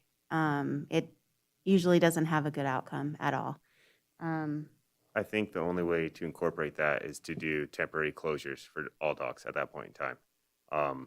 Those are fairly isolated areas when they are going to be in those ranges. They're always going to be moving, and it's something that I think staff could just easily put laminated flyers out at each trailhead from May whatever to June whatever. This area is closed when sheep are visible or something in that sort. Because it has turned into issues with the permittees that are grazing on both state, city, and Forest Service lands. And If I could current, say- I was going to, go ahead, Donna. You know, if as far as the grazing other than the sheep, the cattle grazing over on the east side, all of that pretty much is enclosed by improved trails, multi-use paths. And if we make it, all the multi-use paths have to be leashed dogs, that kind of eliminates the problem that we've been having with the grazing animals. I don't think there's any single tracks in that area, right? The single tracks are Prison Hill. There's no grazing up on Prison Hill. Is there any single track that cross over grazing land?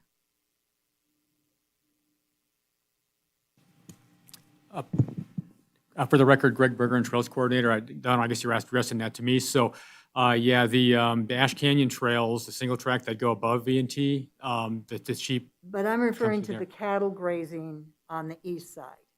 So I'm not talking about the sheep. That's a specific issue that happens for a short period of time in the spring. Mhm. But the cattle grazing on the east side, do we have an issue with dogs getting into the cattle over there? Oh, so you're talking about like Silver Saddle Ranch, Buzzy's Ranch. Yeah. I'm not aware of issues. Are you, Lindsay? Now, I'm surprised that we haven't had dogs. I truly am surprised that we have not had dogs getting into the cattle over there. So that would not be, so it's only the sheep on the west side that we've ever had problems with. Yeah, as far as I know, that's the only place where we've had problems with stock. Oh, okay. So, and that's a very short window of an issue. And yeah, putting up signs at trailheads and saying dogs, no dogs right now because the sheep are grazing. That makes absolute sense. I'm sorry.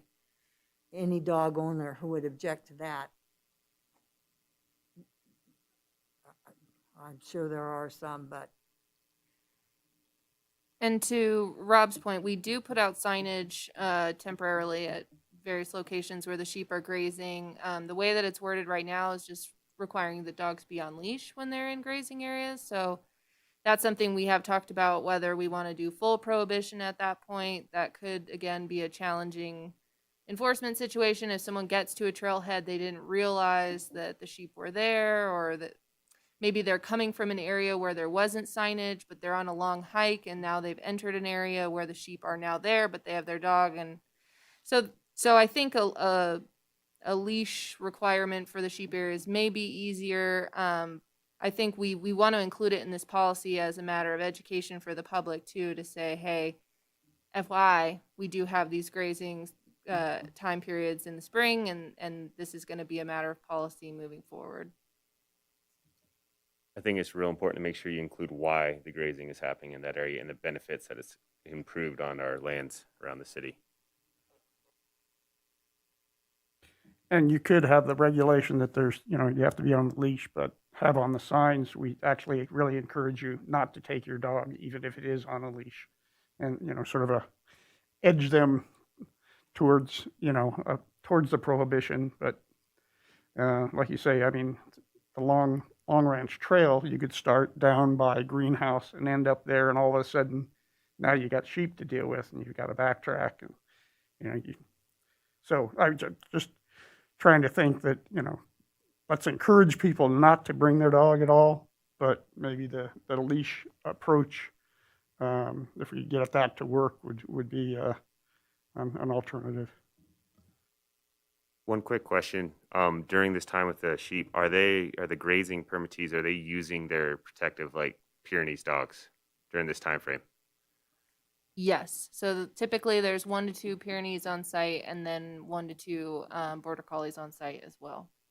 I would just make note on signs if you could. I know we're telling you to put a full letter sign up, which people aren't going to read, but those Pyrenees are not there to be friendly to people. They're there to protect the sheep, and those can become dangerous. I was literally surrounded by 1,200 sheep this weekend while camping with my family in an area where we knew sheep were going to be in the general area, but not where we were going to be camping. So just knowing what's there and how to act around them is important. Do not threaten the sheep. Otherwise, those dogs are trained to attack and protect the sheep at that point in time. Well, I'm glad you didn't attack the sheep. So. Jen, Lindsay, do you want to continue this, or have you got what you feel you need? I think that covered all the areas that we really had some question marks. I feel like we've gotten to a pretty decent consensus here, and obviously this is going to be an ongoing project. By the time this comes back around, hopefully we have a policy that's a bit more fleshed out, and you guys can really dive in and review, everything that we've culminated from your thoughts and discussions and put that into the policy. So thanks. Can I ask one more question? Whoops. There we go. The Carson River from Deer Run down, is that an off-leash area? Because it isn't part of the, doesn't seem to be part, it's not part of the trail system. It's just wide open river for people to, it's an option for people to take their dogs down there and play in the river all day long, I would guess, because there's no restrictions in the canyon on dogs, is there?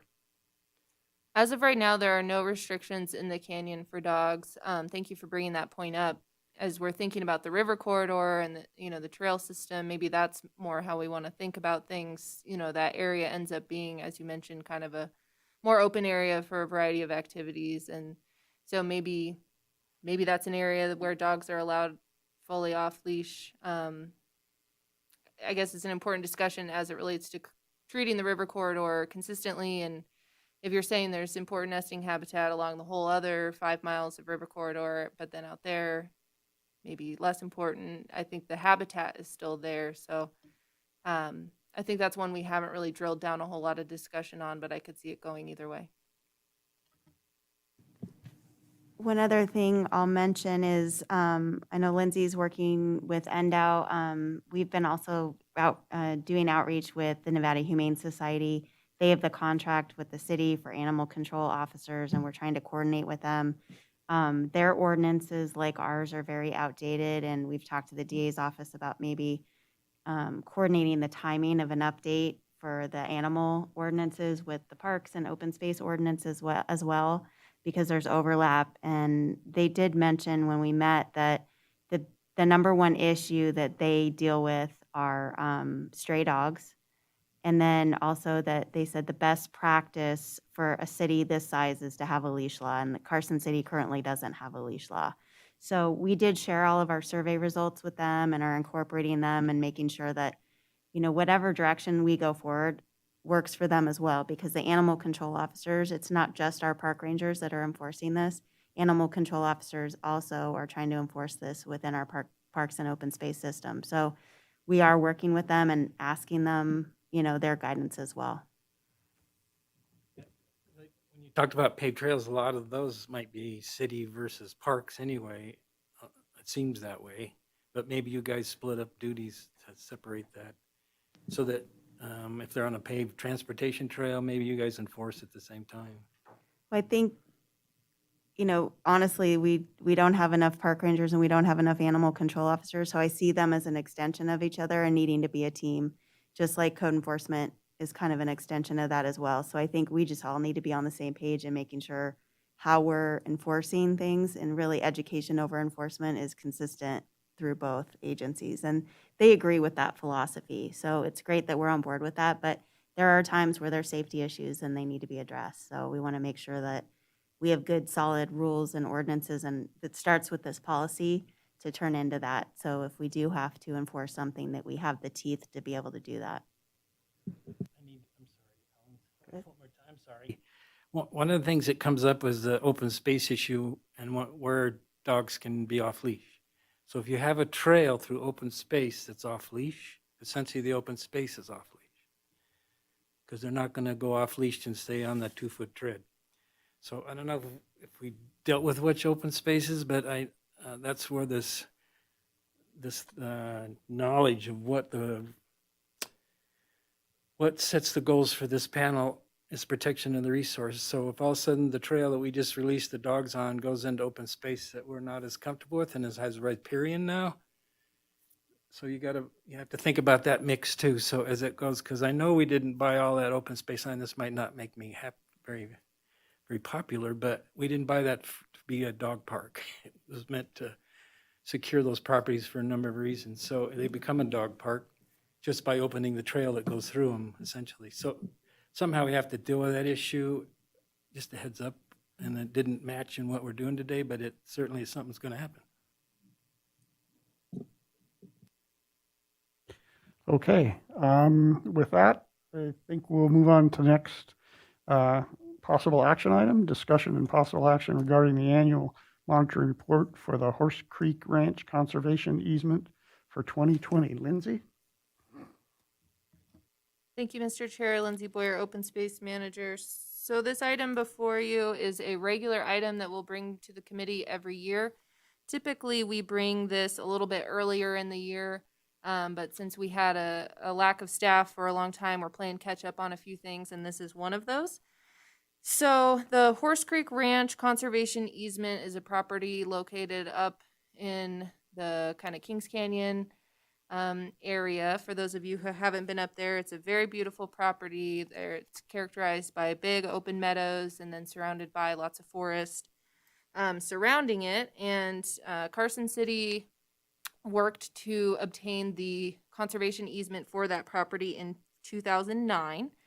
And for those who aren't super familiar with conservation easements, essentially what that process is Carson City purchased the development rights for that property. So we are not the property owner, but we sort of have a stake in maintaining the conservation value of that property. So the property will remain in private ownership in perpetuity, but this conservation easement is basically a deed restriction that's applied to the property in perpetuity as well. So as the property changes hands and sells to other people, that conservation easement and the tenants that apply to that will remain in perpetuity.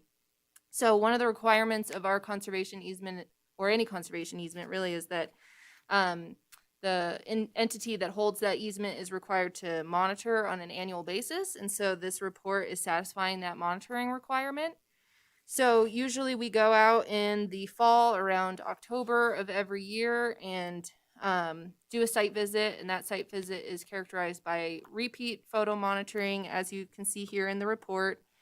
We also look and see if there's any new issues that have popped up, whether it's a resource issue. So this year we started seeing a lot more mistletoe invading the trees, so we noted that. There are some drainage issues out there that we've been monitoring through time. So we just try and see if there's anything that is of concern or that's changed since the last year that we need to bring up to the landowner. And one thing that changed this year, the property sold from Michael Fagan to Frank Hachuli. So Michael Fagan was the original owner that we purchased the conservation easement from, and so this was kind of a change for us in terms of the property selling to a new entity. I haven't met Mr. Hachuli specifically. He lives abroad and is kind of in and out of the country, but he does have kind of a property manager individual that spends a lot of time out there, and so that's primarily who we have been interfacing with. So the great thing is that they're a wonderful new partner to work with. They're committed to the conservation tenants that are associated with the property. They want to kind of continue everything that had been laid in the past. But one big difference is that they do plan to build a home out there. So as of right now, there's just a couple cabins that are historic. They've been there for many years. So they do plan to build a home. One thing to keep in mind with conservation easements, and this is identified in the map that I provided, attachment number 2. Usually the property is split into different sections. They call those building envelopes. And what that means is that certain sections of the property conservation restrictions are in effect, and certain areas of the property are sort of exempt from that, and it allows the property owner to have some flexibility with how they want to treat the property. So in this situation, they do plan to build a home with a garage on that property, and do some improvements to the access road, as well as bring in electricity to accommodate all of that. In a future phase of development, they also plan to build a watchman's quarters. So all of these are allowable per the conservation easement. They are, if you look at the map, they're kind of in this red area that's identified not in the easement. But despite the fact that it's not subject to the easement, we still want to be aware, and we want to make sure that they're not building something out there that would conflict with the purposes of the property. And so far, we have not seen any evidence of that. They're still kind of in the planning phase. No construction has started. Once they get to the point where they're submitting building plans to the planning department, things like that, I would like them to come into the committee and just provide a little presentation about what they have proposed, so you guys can ask any questions that you may have related to that effort. But so far, staff doesn't have any concerns about what they have proposed. So with that, you have this report before you. I did the monitoring last year along with Jared Whitaker, our open space maintenance coordinator. We didn't see any big issues of concern, but I will take any specific questions that you may have related to this report or the property. Yeah, I told Brett I would ask, are you planning a thistle pole this year? Great question. So the last couple years have gotten a little challenging with the thistle digs. Obviously, last year with COVID, we were not able to accommodate a volunteer program, mainly because it requires transportation. You have to pile everyone into the same vehicle and get them up there.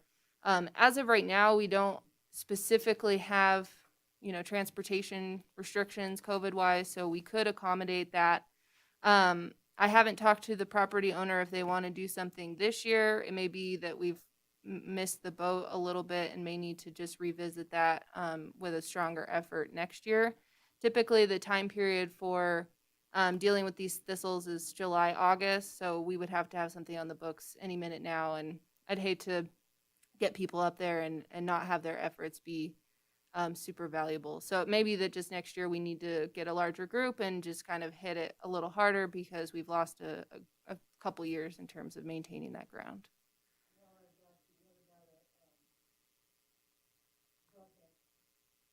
Goat heads? To my knowledge, there isn't a whole big issue with goat heads up there. Are you? Oh, just in general? Oh, sure. Yeah. I mean, there's definitely opportunity for that. Yeah.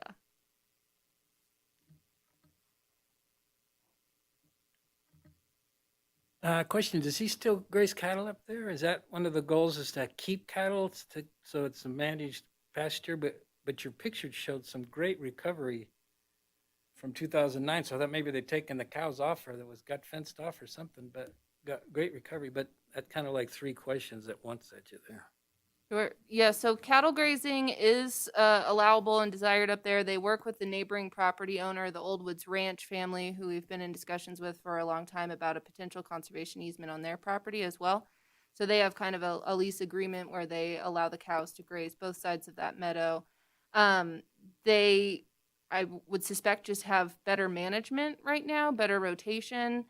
Maybe they figured out their system a little bit better because there aren't really any exclusion fences in that recovery area. I think it's just a matter of better management on the ground.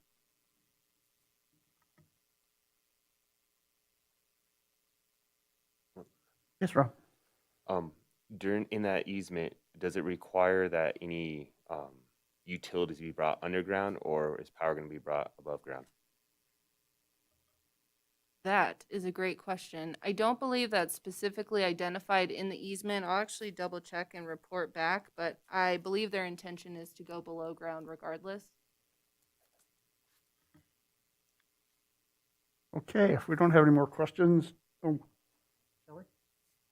Yeah, I had a question about the utilities as well, and I had wanted to know if it was above or below ground, and it's good to know, I guess, that it'd be underground, but what's any indication at all about what the distance of the disruption would be for doing that utility line as well? That, I guess, would be part and parcel with the and part B of that same question.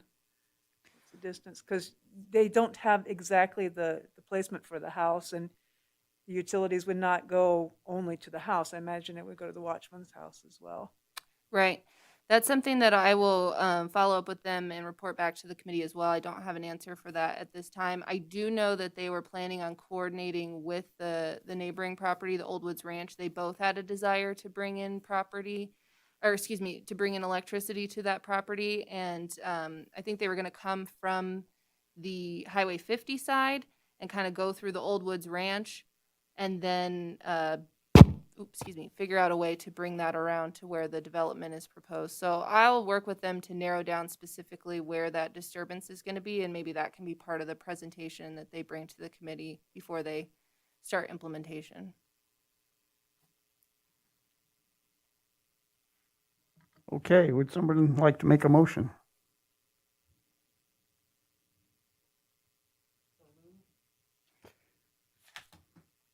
Okay, there's language here. A proposed motion. I'll second that. Okay. Okay. So, any more discussion?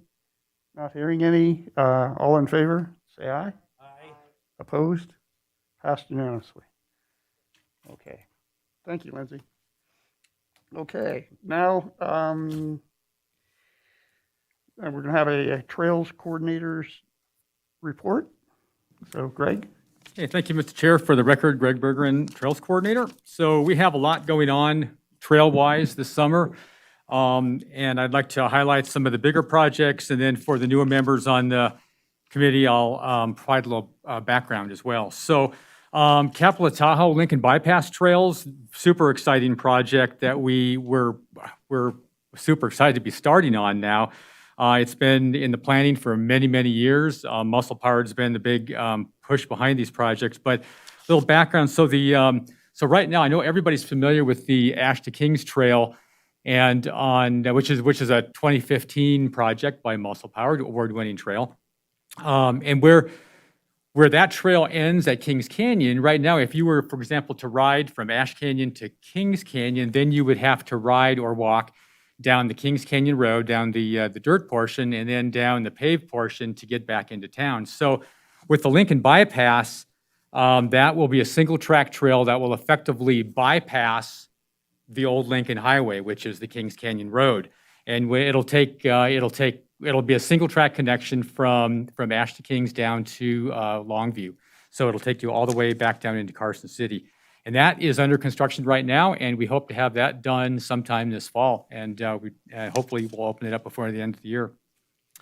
And then the Capitol of Tahoe Trail, we also have started on a little bit, and that trail will connect from the highest point on the Ash to Kings Trail up to the rim. So you'll be able to connect with the Tahoe Rim Trail from that one. And both of those, we received decision memos from the Forest Service this year with the go-ahead on them. And so we are moving forward with those. And those are funded by rec trail program grants that are held by Muscle Powered. Ash Canyon Trail. So I know Member Kimbrough referred to those a little bit ago when we were talking about the leash laws and some of the complexity of that area. So in the Ash Canyon area, until recently, all of the single track trails in that area were either social trails or they were made by individuals at some time in the past, but none of them were sanctioned trails. And so over the last few years, we've been working hard to create a system of legally sanctioned trails in the Ash Canyon area, and we've made a lot of progress. So it's been kind of there's 4 things that we've done so far, and one of them is the acquisition of the 206-acre Ham property, which is now called the Eagle View Open Space. And when we acquired that property, we also acquired several single-track trails along with it, and then subsequently, we've also been able to build or construct a new trail, which is called the Eagle View Trail, which kind of circumnavigates that little knob, that very prominent knob on the Eagle View Open Space. And then in 2020, we completed a license agreement with Western Nevada College for the trails that are on their property, and those are the trails that connect with the paved portion of the V&T Trail behind the college. And then more recently this year, we completed a license agreement with the Nevada Division of State Lands for the single track trails on their property, which are the trails just to the west of the WNC lands. And then most recently, just a few weeks ago, we completed a small extension of Bob's Trail, which effectively realigns part of the Baldy Green Trail to get it off of private property. So now, for the first time, you're able to walk or ride a legally sanctioned trail from Carson City to the Ash Canyon, or to the Ash to Kings Trailhead,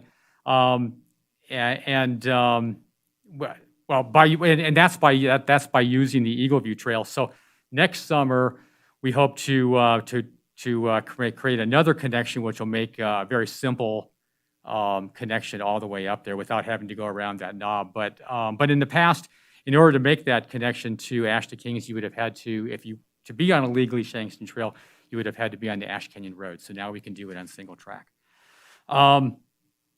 Kings Canyon Trailhead. Many of you have probably seen the activity up there. So that's been another project that's been a long time coming. The old Kings Canyon Trailhead, woefully undersized and overused, and the parking was chaotic. So now, with the help of a FLAP grant, a Federal Land Access Program grant, we are repaving and widening the Ash Canyon, or the Kings Canyon Road a little bit, and then also completely redoing the trailhead up there. And as Jen mentioned, that's the trailhead is on Forest Service land, but we will be managing and maintaining that trailhead, and that includes paved parking for 25 vehicles, relocation, or actually we're gonna place a vault toilet, and we'll also reroute the trailhead.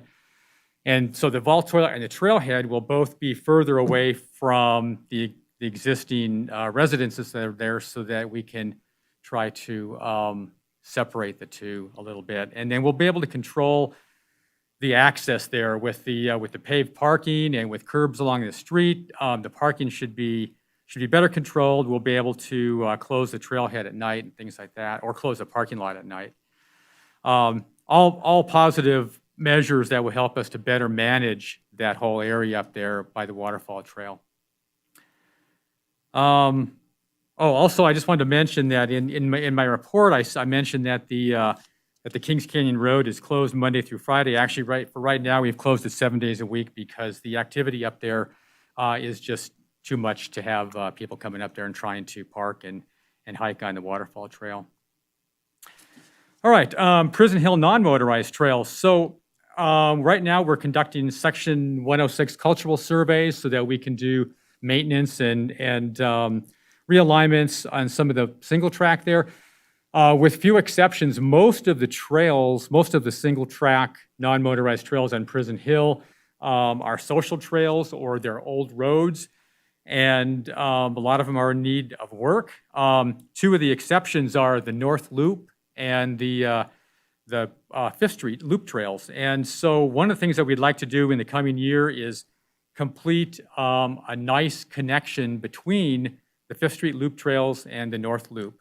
And because Fifth Street Trailhead has become one of our most popular trailheads, and so it's a logical extension to continue it up that way. But once we complete the Section 106 surveys, we'll also be able to do work on both sides of Prison Hill, the east and west side, to improve some of the trails there. I also want to mention that the fire we had, July 2nd fire that burned 171 acres on Prison Hill, burned a lot of the area where the North Loop exists. And that North Loop has been realigned and upgraded over the last couple of years, 2019 and 2020, by Muscle Powered, led by Paul Sinnott. And that trail survived not only the fire, but it survived the helicopters that were dumping water on it. The trail shed the water as it was supposed to, which is a testament to building trails sustainably. That the trail suffered virtually no damage, and it worked as it was supposed to do. So we were very happy with that. Prison Hill motorized area. So in the last couple of months, we've been doing some small improvements out there, including placing signage, working on decommissioning some old roads. We're going to continue that next month with some work in an area called the West Basin that has been fairly heavily impacted over the years, and so that will include some route enhancements, some drainage enhancements or improvements, and reclamation work on some of the impacted areas. Also this summer, the Carson City Fire Department, we consulted with them and they recommended that we close the OHV area to motorized vehicles on red flag warning days, and this summer has had a particularly bad fire season, so we have had a number of days where we've closed it for a period of hours when the red flag warning is in place.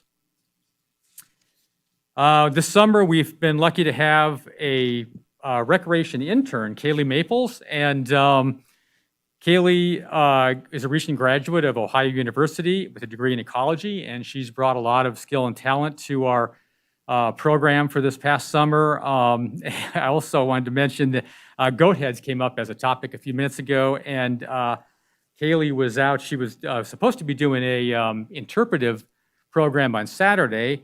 Nobody showed up, I think, because of all the smoke and the heat. So she pulled goat heads out at Carson River Park instead. But anyway, Kaylee, some of the things she's done this summer for us is she's led a number of recreational programs, interpretive hikes, including the hike on National Trails Day. She's done a lot of research, photography, and graphics for a number of interpretive signs that we are producing. Some of them will go on the V&T Trail, talking about the history of the V&T and other historic elements on that trail. She's working on, or has been working on, interpretive signs for the Carson River for Buzzy's Ranch Trail, which will talk about the migratory bird and the migratory bird habitat in that area, which also will help support dogs on leash or whatever policy we end up with there. And she's been working on some signs for Silver Saddle Ranch, ranch history and things like that. She's done work at the OHV area. She's assisted with bird surveys along the Carson River. She's assisted open space staff with weed mapping and pulling of weeds. She has done some trail maintenance. She produced on the next page of the this flyer, you can see she produced a please pause before you walk. And that was something that we posted on a lot of the paved trails this summer because of the heat. We wanted people to be aware of how dangerous it can be to have your dog walking on a hot black asphalt trail in the daytime. And And lastly, I wanted to say that this is Kaylee's last week, but she's going to be staying close by. She's going to an 11-month internship with the Carson Water Subconservancy District, and so we will continue to be able to collaborate with her on some projects along the river, especially the interpretive signs and things like that. National Trails Day. Early June this year was hugely successful. We had about 86 people that attended, including Mayor Bagwell and some other city leaders. Since June is Pollinator Month this year, and this year was the first Be Kind Carson City Protect Pollinators campaign, we held the event at the Foothill Trailhead, which is home to the Bee Hotel and the Pollinator Garden. We gave tours of both, along with tours up to the VNT Railroad grade, where we had the curator of the Railroad Museum gave talks about the VNT Railroad. We also had over 50 volunteers who helped with trail maintenance, including about 40 volunteers who came from the Great Basin Institute. So we had an army of people out there that day doing trail maintenance. It was really awesome, and it was a great day. Lastly, I just wanted to mention volunteer activities. So last year with COVID, there was really kind of a pause on groups getting together to do volunteer activities. We're starting to get back into that a little bit this year with our Adopt a Trail program. We've had a number of groups like Kiwanis, Moose Lodge, Target, and Clickbond that have adopted trails that have been doing some cleanups. Muscle Powered, as always, continues to contribute hundreds of hours to trail planning, building, maintenance throughout the year. And Great Basin Institute, of course, donated over 100 hours on National Trails Day. So we're starting back with volunteer activities again this year, and happy to do that. And with that, I'll take any questions that the committee may have. Thanks, Greg. Just want to say I'm really excited about what's happening and going to be happening the next year with the trails. It's getting a lot of these connectedness issues, I think, is major. That's a really big deal, because it's only taken us 25 years, but we're getting there.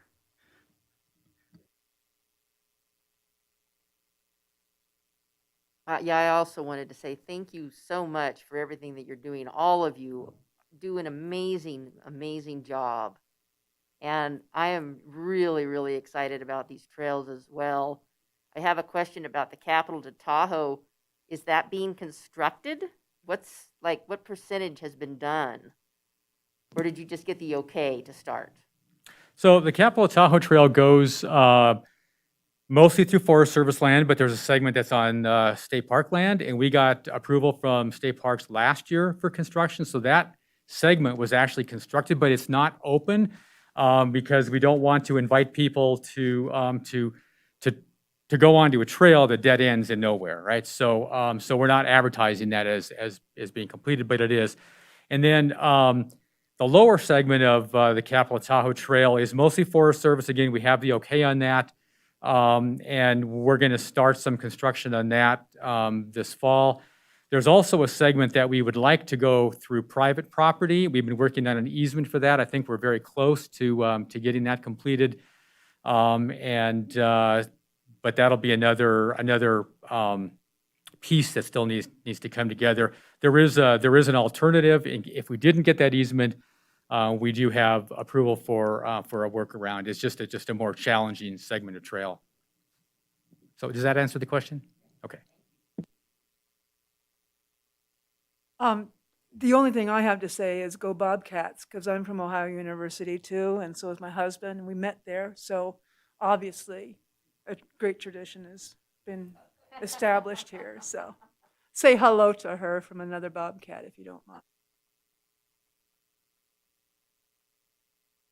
I don't know how you guys are going to replace Kaylee. She did half your work, looked like, with that list of stuff you just gave. It's too bad you didn't punish her or make her come tonight so we could give her accolades for all that service. I mean, for an intern to do that level, I mean, she was all levels for you guys. All you had to do was put it on a list to do it, and she got it done, obviously. So it's too bad we can't, but you can tell her that we understand that that's a huge, when you get that kind of help from an intern, it's really hard how to fill that hole for the next one that comes behind it, you hope. So, but you guys do a good job of recruiting, obviously. So thank you for that. Thank you for all the work on trails, Greg. I'll speak from a person who's spent 40 years on trails. Carson City is very fortunate to have this man take over the trail program. He jumped in with all 4 feet. And he's been a leader, and he's actually a leader in the trail community. He's one of the lead people for one of the biggest trail organizations in this part of the country. And so I thank you for that in a public forum here, Greg. You do a wonderful job, and Jen knows it too. Yeah, thanks. Thank you, Member Kimbrough. But 2 comments. One is that we will definitely pass along our compliments to Kaylee. And then secondly, that you know, the whole trail work, trails getting done, getting built, everything. I mean, that's a team effort, and it takes a community to do it. So I'm just one person, and I mean, it takes everybody that's here today and all the volunteer organizations that we have, Muscle Powered, and everybody else. So.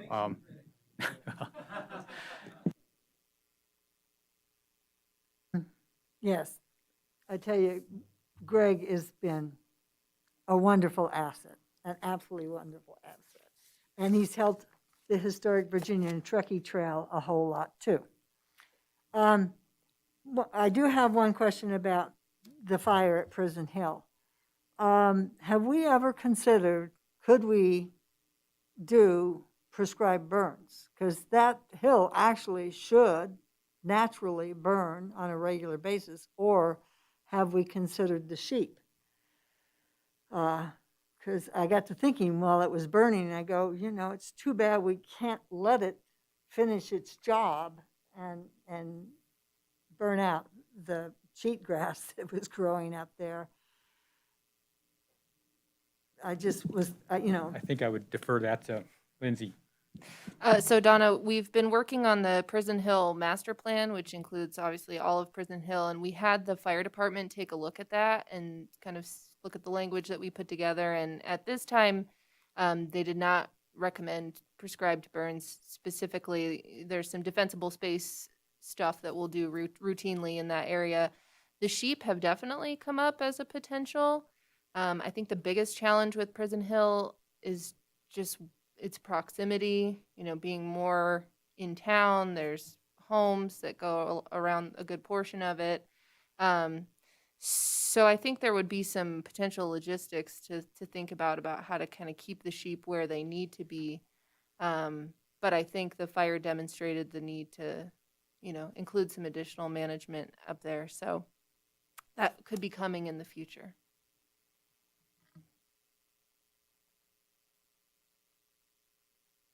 Okay, with that, then we'll move on to the next item, activities related to projects managed by the Open Space Division. Lindsay. Thank you, Mr. Chair. Lindsay Boyer, Open Space Manager. So this particular report includes both updates from myself and our new Senior Natural Resource Specialist, Georgia.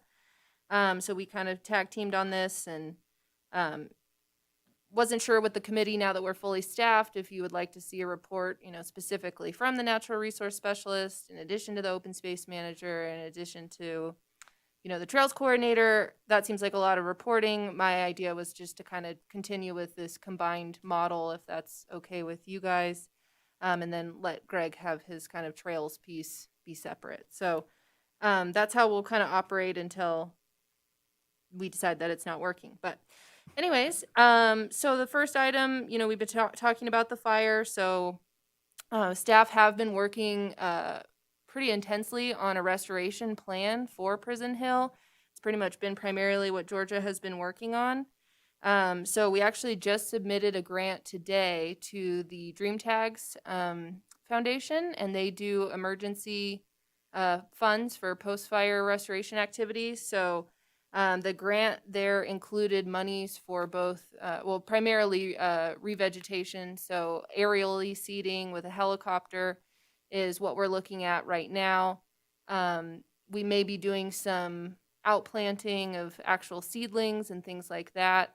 The biggest challenge with restoring this area is going to be access. It pretty much burned the top portion of the north part of Prison Hill. So we can't get trucks in there, we can't get ATVs, we can't get any form of motorized equipment up there. So that's why we're looking at what we can do aerially right now. We're looking at other creative solutions to get other supplies up there, whether that be a pack train or loading up a bunch of muscle powered volunteers with baby plants that we can get up to the top. So we're thinking about how to approach it, but as of right now, we're looking at seeding specifically. We may have to do some spot spraying for noxious and invasive weeds in the future. We're mostly going to be monitoring and seeing what comes up. Georgia actually did a bioassay where she took soil from the burned area and she watered it for several weeks to see what came up and to identify, how much cheatgrass we were going to be looking at combating. And luckily, not very much cheatgrass came up, which illustrates that the fire burned hot enough to burn off that whole seed bank. So that means that this first year, if we do the seeding at the right time, we might have pretty decent success because there's not going to be that competition with the cheatgrass. So that's kind of one half of the plan. The other half is dealing with potential erosion issues. We know that Prison Hill can be erosive. There have been issues with mudslides and sedimentation and things like that in the past.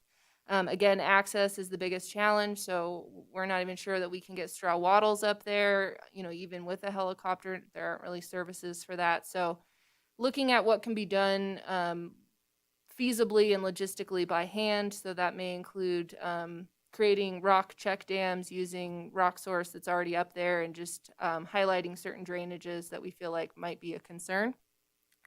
But we are definitely coming up with a plan, and both dealing with weeds and the revegetation piece as well as erosion are going to be very important over the next year. But this will likely be a 3 or more year project where we are probably going to reseed more than once. The reseeding effort is expensive, just considering the number of acres, and also with all the fires across the West, the cost of seed has definitely increased. So it's probably going to be about $50,000 to complete the reseeding effort for this first year, which is why we submitted for some emergency funds. We will be submitting for other grant sources that we can find as well to try to offset some of those costs. Other things, the Prison Hill OHV monitoring report, that's been something that staff have been working on for a while. Because we were short-staffed, it kind of took a hiatus, but we have since revisited that, and we do have a draft report that we're looking at internally and seeing if that meets our needs in terms of monitoring, but we do want to bring that to the committee. So similarly to the Horse Creek Ranch monitoring report, we hope to bring a report specific to the south end of the Prison Hill OHV area on an annual basis to show the work that we've done out there and monitor for any issues or things that we need to look out for in terms of recreation impacts, erosion, all of those things. So that will be something that's forthcoming. In terms of Carson River updates, because we do want to include a piece in this report every meeting that talks about the river specifically. So this year, back in June, we held the 4th annual Carson River cleanup. That's an internal event that we do as staff. We hike from East Silver Saddle Ranch to Ambrose through the river. And it's a good time for staff to bond and also clean up the river while we're there. So this year we were very pleasantly surprised. Normally we're dragging 8 to 10 tires out of the river and we have a lot of trash. This year we did not have very much trash, so we feel like this effort has really made a big difference over the last few years. But what we did find, unfortunately, was a huge population of Eurasian water milfoil, along with several other aquatic invasive and noxious weeds.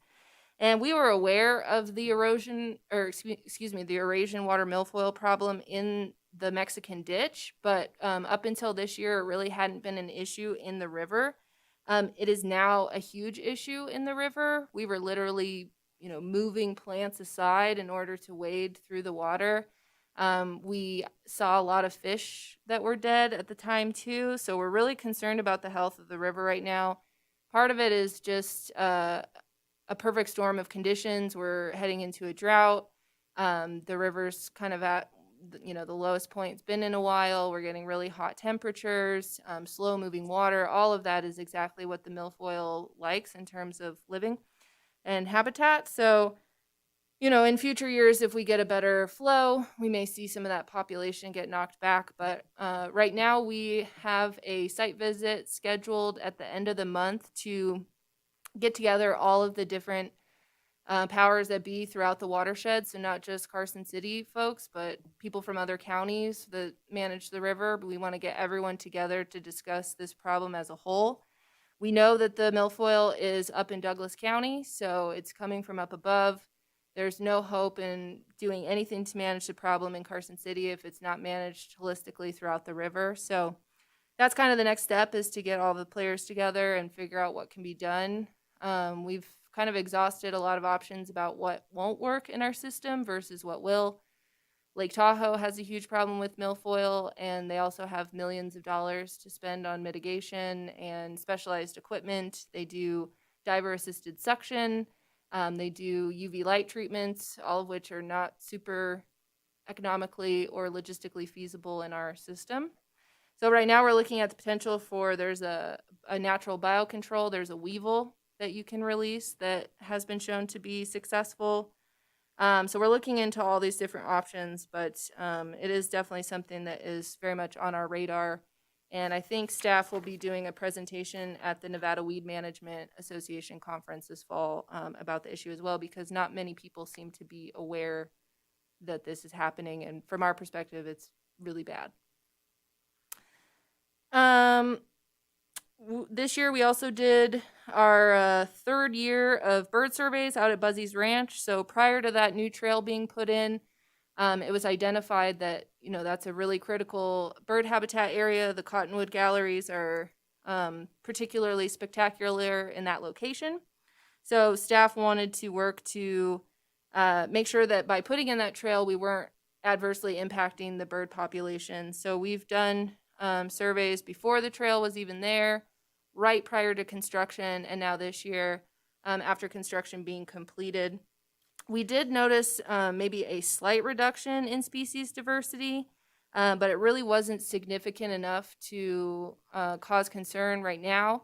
But I think these kinds of surveys are what we're going to do to continually inform how we manage the river, and talking about those dog seasonal closures, things like that. That may be something that helps inform that decision through the years if we need to escalate how we're managing. Some of the reduction also may have been due to timing.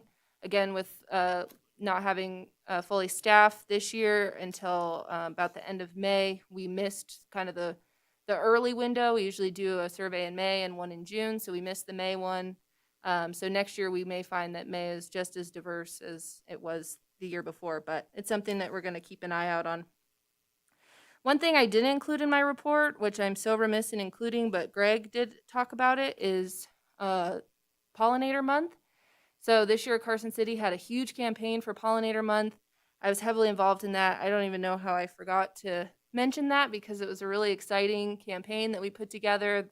Mayor Bagwell was very supportive and very involved in terms of bringing that initiative and promoting it throughout the city. So we, similar to the Quality of Life Month that we're planning, we had events throughout the month that were pollinator focused. We worked with businesses to kind of identify honey-themed food and beverages, and they partnered with us and put up signage in their restaurant to with a QR code, so we can push people to our website and be promoting our pollinator-friendly planting list and just really getting the word out about bees and pollinators and their importance in our community. So that's probably going to become an annual celebration.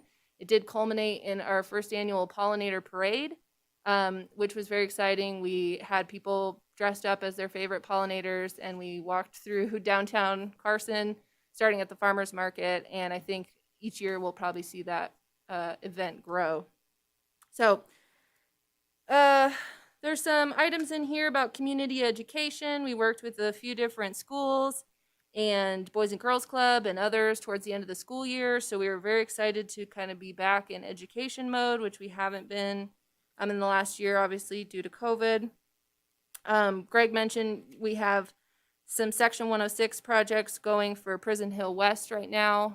We continue to kind of chip away at our greater cultural review efforts that we're doing as a division. There's a number of areas that we've identified that we need to complete these clearances so that we can move forward with projects and maintenance. And so those are ongoing and definitely take a good portion of my time. So that's a lot of what I'm doing, is managing those clearances and working with the consultants.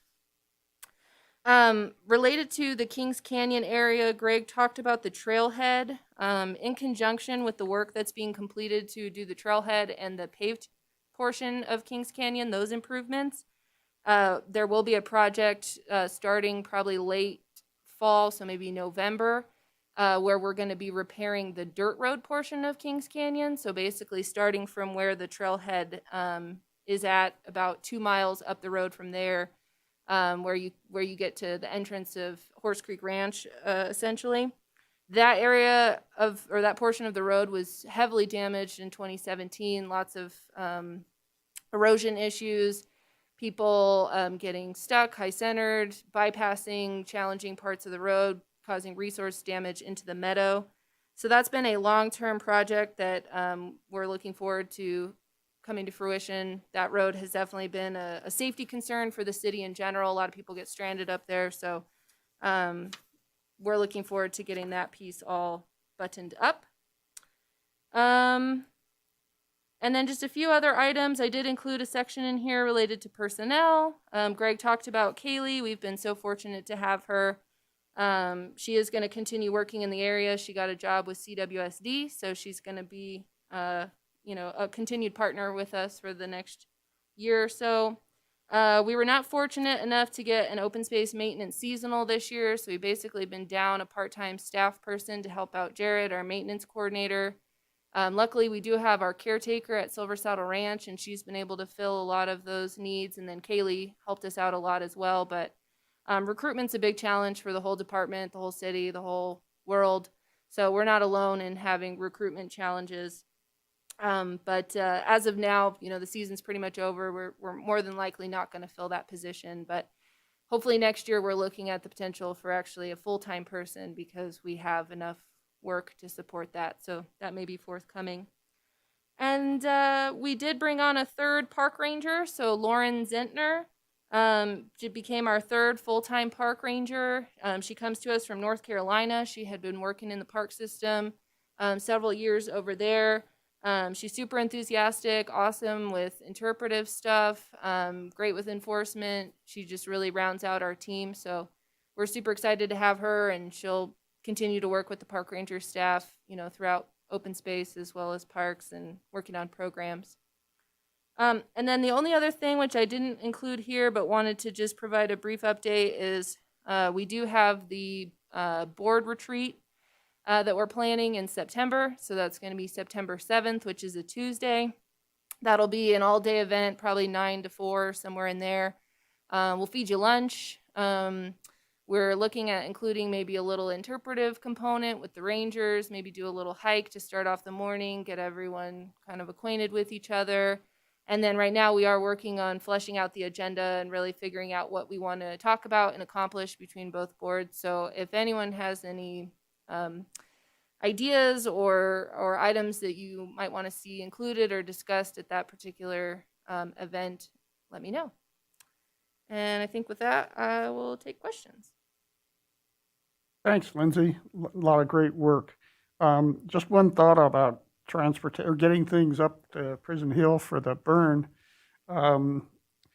People with e-bikes do have carts, like hunters have carts that they pull, after they shoot something, they throw it in that so they don't have to drag it out of the middle of nowhere. So if you needed a way to maybe get seedlings up the hill, a couple of those carts might help in doing that. So why don't we start down here on the south? I'll jump onto that. In my actual job, I consistently helicopter materials, including welders, steel, and materials over large areas to do beta mine closures. So there is ways to do super sacks or some sort of helicopter long lining to drop materials up there, as well as experience doing that firefighting as well. So if you want some questions or ways to do that, that'd be good. And especially because one of the contractors that we use consistently is based here out of Carson City as well. So you're saving really a lot on mob costs. A second thing, with seating at Prison Hill, I understand the concerns to really jump on it and try to get ahead of the curve for the getting ahead of the noxious weeds. But I also see a concern with throwing a lot of money at something when seeding in areas like that generally do not take to begin with. We have had some recent moisture up in those areas, and I'd recommend at least getting staff up there, seeing if there's any natural revegetation first. It's really good that you guys did the study to see how much cheatgrass is actually in the soil right now, because that is a big determining factor, and you guys fighting noxious weeds is going to be an ongoing fight no matter if you seed it or not. So especially pulling seedlings, that gets real expensive real fast. Maybe waiting a year to see what naturally comes up before you guys start jumping in, letting the soil kind of revegetate itself before you start bringing more materials in. Because as soon as you just bring just seedlings in, if you're not protecting them, they're going to get destroyed by the native creatures. That's it for the fire. I do have a couple more things though. Okay, Section 106. Are you guys having any issues with some of the areas getting clearance? No issues. I think the only challenge as of right now is that SHPO is understaffed. And so there's been certain things that we've asked for maybe an expedited review if we have to tweak, one small thing with the area we're proposing a project on, it still has to get logged for that 30-day review. And, I asked and there's no wiggle room there. So I think it's just a timeline issue, but that's already been present. We understand that. So things are moving forward, I think, well with SHPO. We've also identified a way to do some kind of not workarounds, but some exclusions where maybe we don't have to go through the full Section 106 process. We're calling it kind of an abbreviated process where we still reach out to SHPO, let them know we have a project and that this is the scope. But for certain things like fence repair, we've been able to actually get the go-ahead to move forward on those without doing the full review, which is a new thing for us. So I think things are going well in general.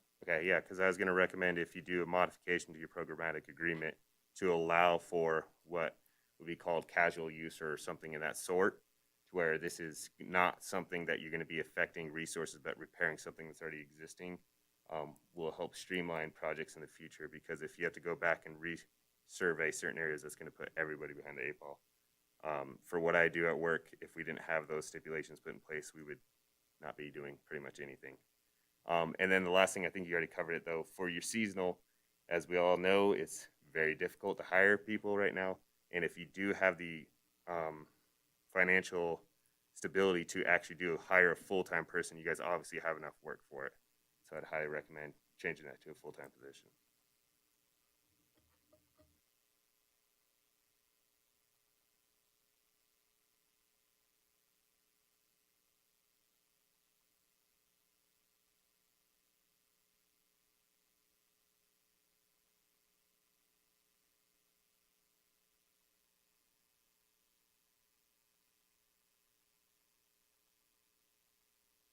Can I, am I on or not? Thank you. Yeah. Can I claim new person's status and reveal some ignorance here? The Eurasian water milfoil, where did it, Eurasian indicates it's coming from Eurasia, but how did it get here?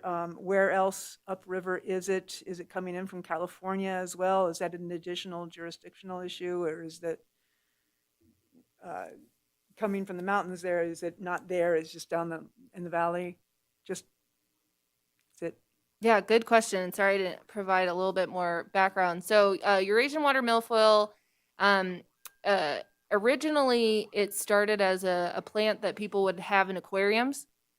And then at some point in time, those aquariums get dumped out into a body of water.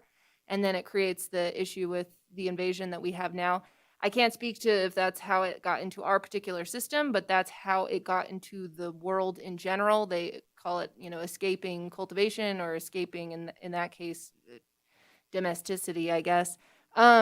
So for our particular system, we first noticed it in the Mexican ditch, which is an irrigation canal that, you know, feeds all the ag fields on the east side of town that is fed by the Carson River. So we knew that it was probably in the river somewhere, but we weren't seeing really high populations of it.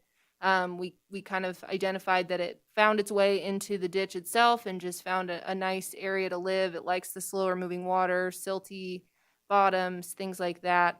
And so for a while, was the extent of our issue, and we were really looking at how to manage it in the ditch system specifically, which is a little bit easier because we have control over the ditch. We can manage the water levels. It does dry out seasonally, which unfortunately doesn't combat the issue fully because the roots can remain viable for like 7 years or something crazy. So like any weed, it's very good at what it does. It is kind of it's a very long plant. It can grow, you know, up to 12 feet. It has these little kind of feathery like leaflets. It can break off into little sections. Any of those sections can float downstream and root themselves into a new location. So it's very good at kind of breaking apart. It's called auto fragmentation. So at the end of the season, it just blows itself up and sends all these fragments downstream to find a home somewhere else. So we don't know where it's coming from specifically. We know at least Douglas County has it because we've done rafting trips up there and we've seen it, you know, above us. Could be in Alpine County as well. That's the top of our watershed. So that's kind of why the next step, now that we see that it's such a problem in the river, is to bring all of the different folks from various counties together to look at what's going on in Carson City and be aware of it and really encourage them and empower them to be monitoring for it on their side so that we know better where it is, where it's coming from, where the issue is. It's very possible that Carson City, just for whatever reason, has particularly the best habitat for it. Maybe because we have some flatter sections of river. Of course, Douglas County has that as well. So I'll be very curious to hear from their folks if they're seeing it in their irrigation canals and the section that goes through Carson Valley. Anywhere where you get a little bit higher velocity of water, it starts to kind of peter off. It doesn't like to live in those more bubbly, higher velocity areas. So my suspicion is that Carson River Canyon is acting like a little bit of a buffer for counties down below, and maybe that's why they're not seeing it as badly. I would assume Lahontan has it. I mean, from what we've seen, we assume that everybody has it, but we seem to be the only ones that are raising alarm. So either people just aren't aware of it, or we are just happening to have the worst section. So we're going to learn more.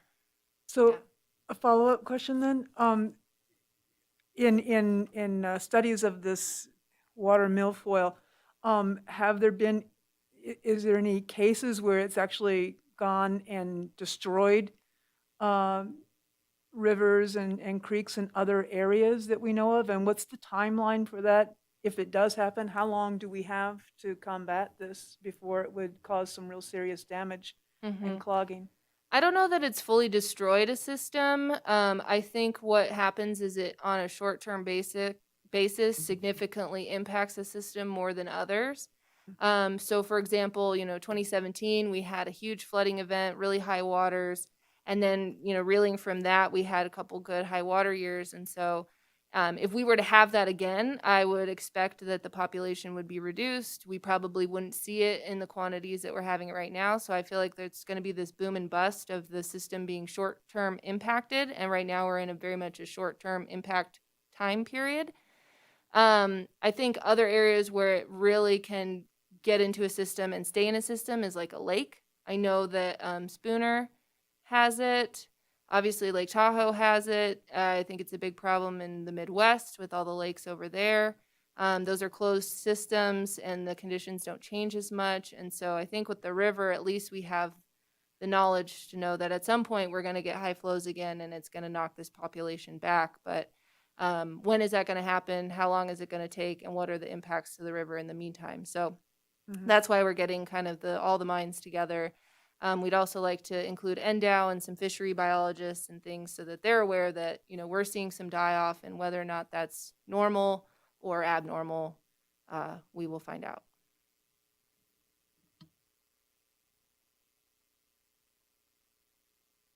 Just a few questions. Lindsay, first of all, you wear a lot of hats and you do a good job. Thank you. That's the fun part of the job, though. Every day you go to work, you're probably happy. You have such a great job. So my first question was about the milfoil.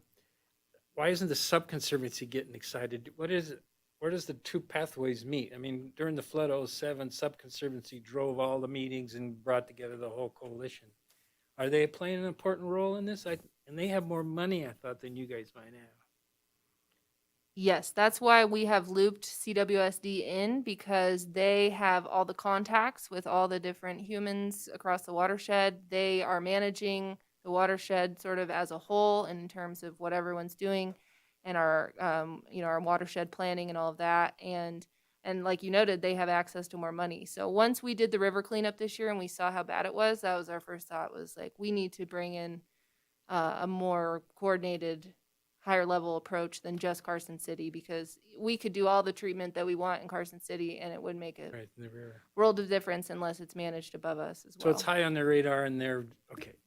Yeah, it sounded like they were just a partner, but to me, they have like some major responsibility. Then, have you guys lost the inmates to haul stuff and do stuff and that get resolved? You didn't get an answer on that. Jennifer Budge, Parks and Recreation Director. We are still working on an agreement, and it's sort of stuck at the AG's office. I'm really annoying, and I email him on a weekly basis, and I've got Ben's trying to tag team with me and help from his side of the fence, and we're just trying to get a final agreement. I've got the staff report ready, and we just need to take it to the Board of Supervisors for approval. So they did let us know that once we get inmates, it'll likely be half of the original allocation that we used to get, but we'll take anybody we can get to help us. You know, because that's just a huge labor force that would have been It is, and easy to tackle that problem because that's what they do. so we are working on it and trying to get the agreement going.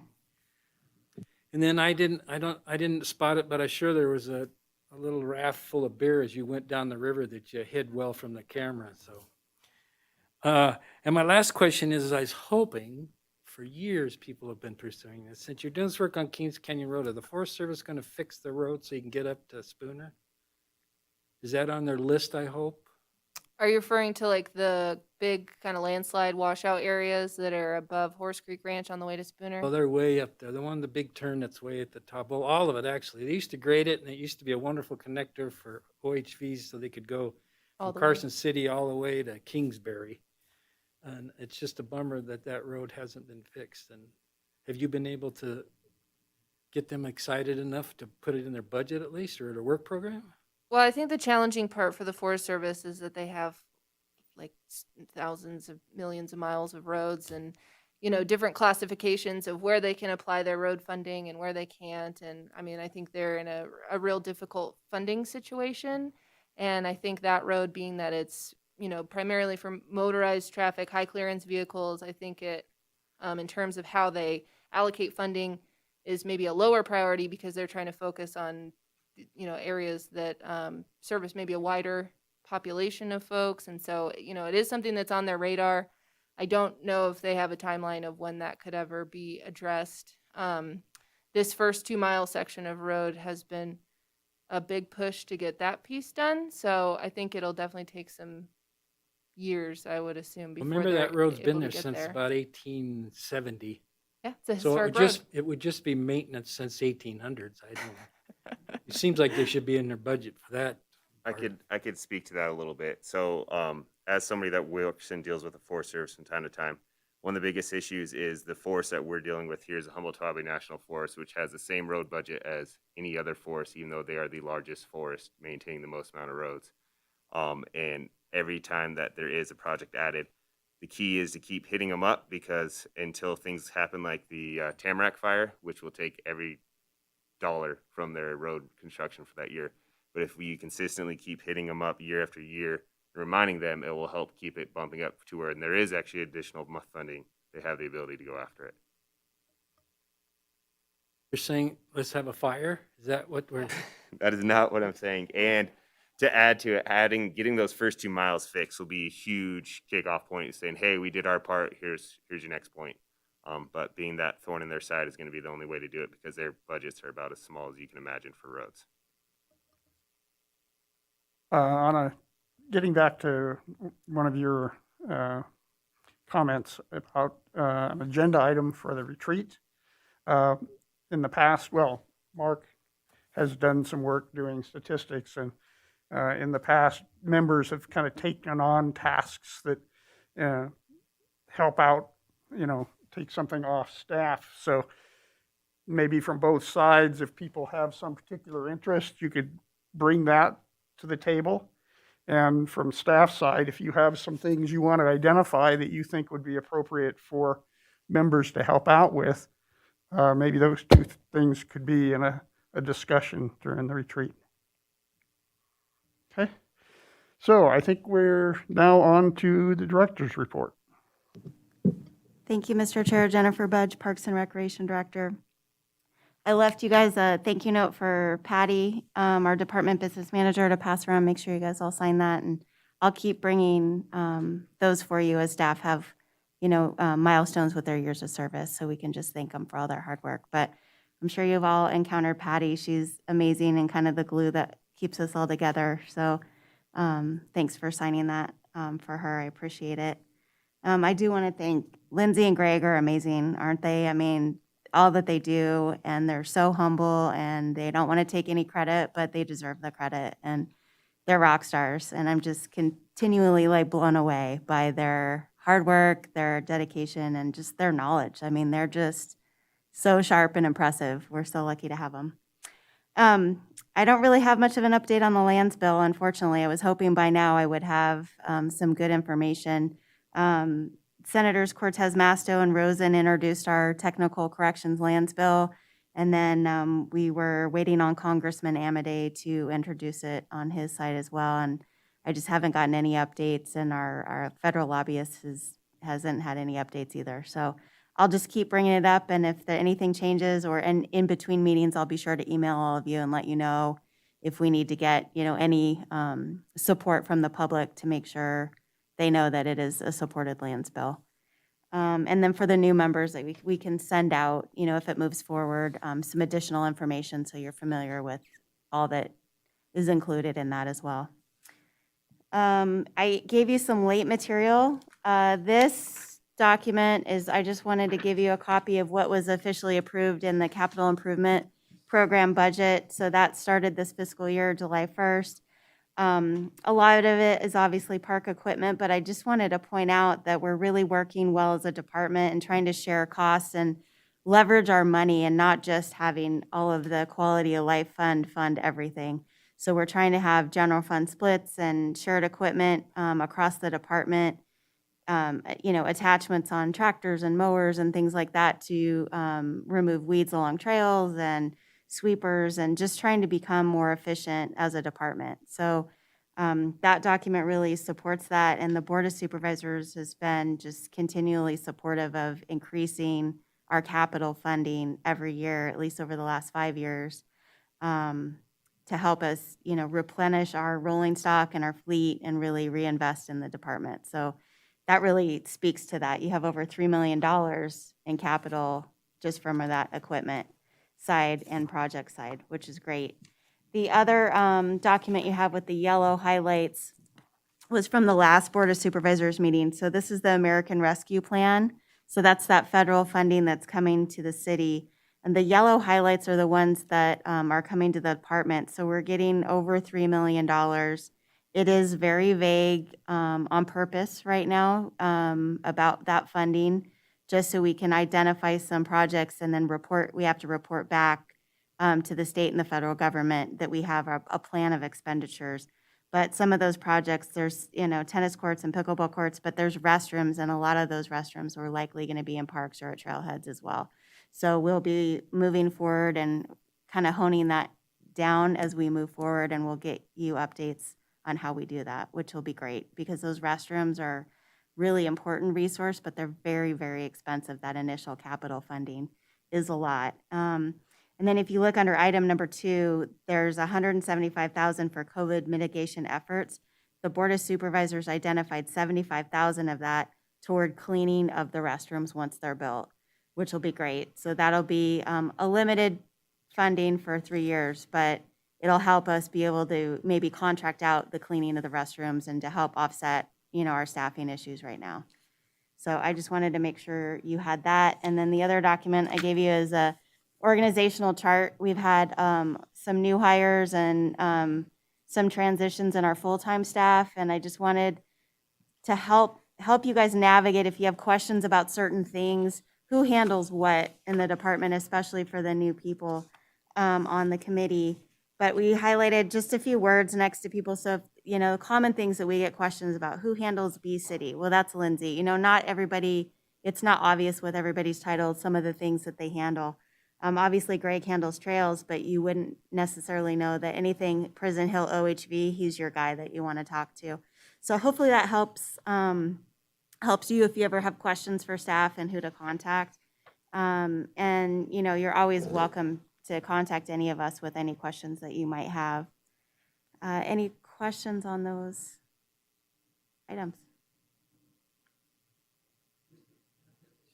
Would it help to use this board in Parks and Rec to send a letter to Amity?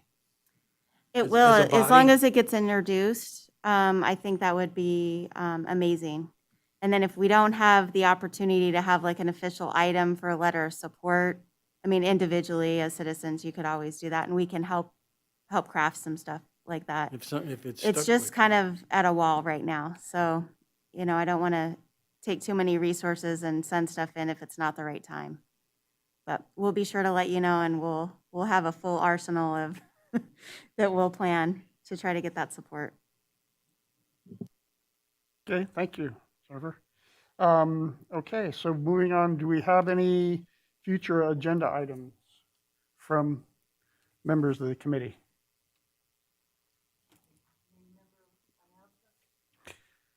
Yes.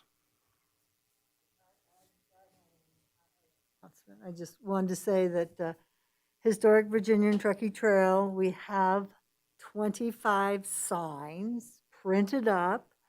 And if you look closely as you drive up and down Carson Street in Washington, you'll see poles with little pink flags on them. That's where those signs are going to go. Greg and Juan Guzman and I and Pete Smith wandered all over town in the heat and the smog and everything, tying ribbons on signs. And so we're going to have a sign putting up party when it cools down a little bit and everything. It was really interesting. I never thought about arrows. We need to get arrows, so we're going to have some arrows made. And we found some places there's no posts to put signs on. We're going to have to deal with that issue. And going down Carson Street through town from 5th to Washington, we wound up meeting with David Peterson, and he's going to let us put signs on the fancy light posts.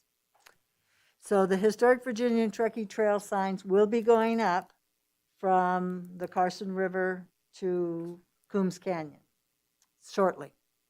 And as soon as those signs go up, that map of the trail will be going onto the National Rails to Trails website. So, and we now have officially nonprofit status with the state of Nevada, and we've submitted our application for our federal nonprofit status. So we will soon be a 501c3. So we're making progress. We're getting there. We're going to be an official, and we will. I'm going to be, once we have that status, I'm going to be applying for a grant from Nevada Energy. They open up grants 4 times a year for up to $25,000 for signage from Hobart Road to City Park in Reno. Because we actually have trail you can ride from Carson River to Truckee River. And we're setting a goal to no later than fall of 2023 to have our first annual river to river ride with a barbecue afterwards at Stewart Indian School. So, and that will be an annual event, so we see that as a big fundraiser and everything. So we are making progress. Yes. Thanks for the update. So, oh, I'm sorry. I No, had a, go could I have a ahead. question on that? So river to river, from here, from Carson River to Truckee River. Right. And why not, isn't there also a bike trail that goes all the way up to Pyramid? I mean, isn't there? That's the Tahoe Pyramid Trail. Yeah, there's a, This is the historic Virginia and Truckee oh, it Trail. ends in Sparks. Yeah. Oh, I see.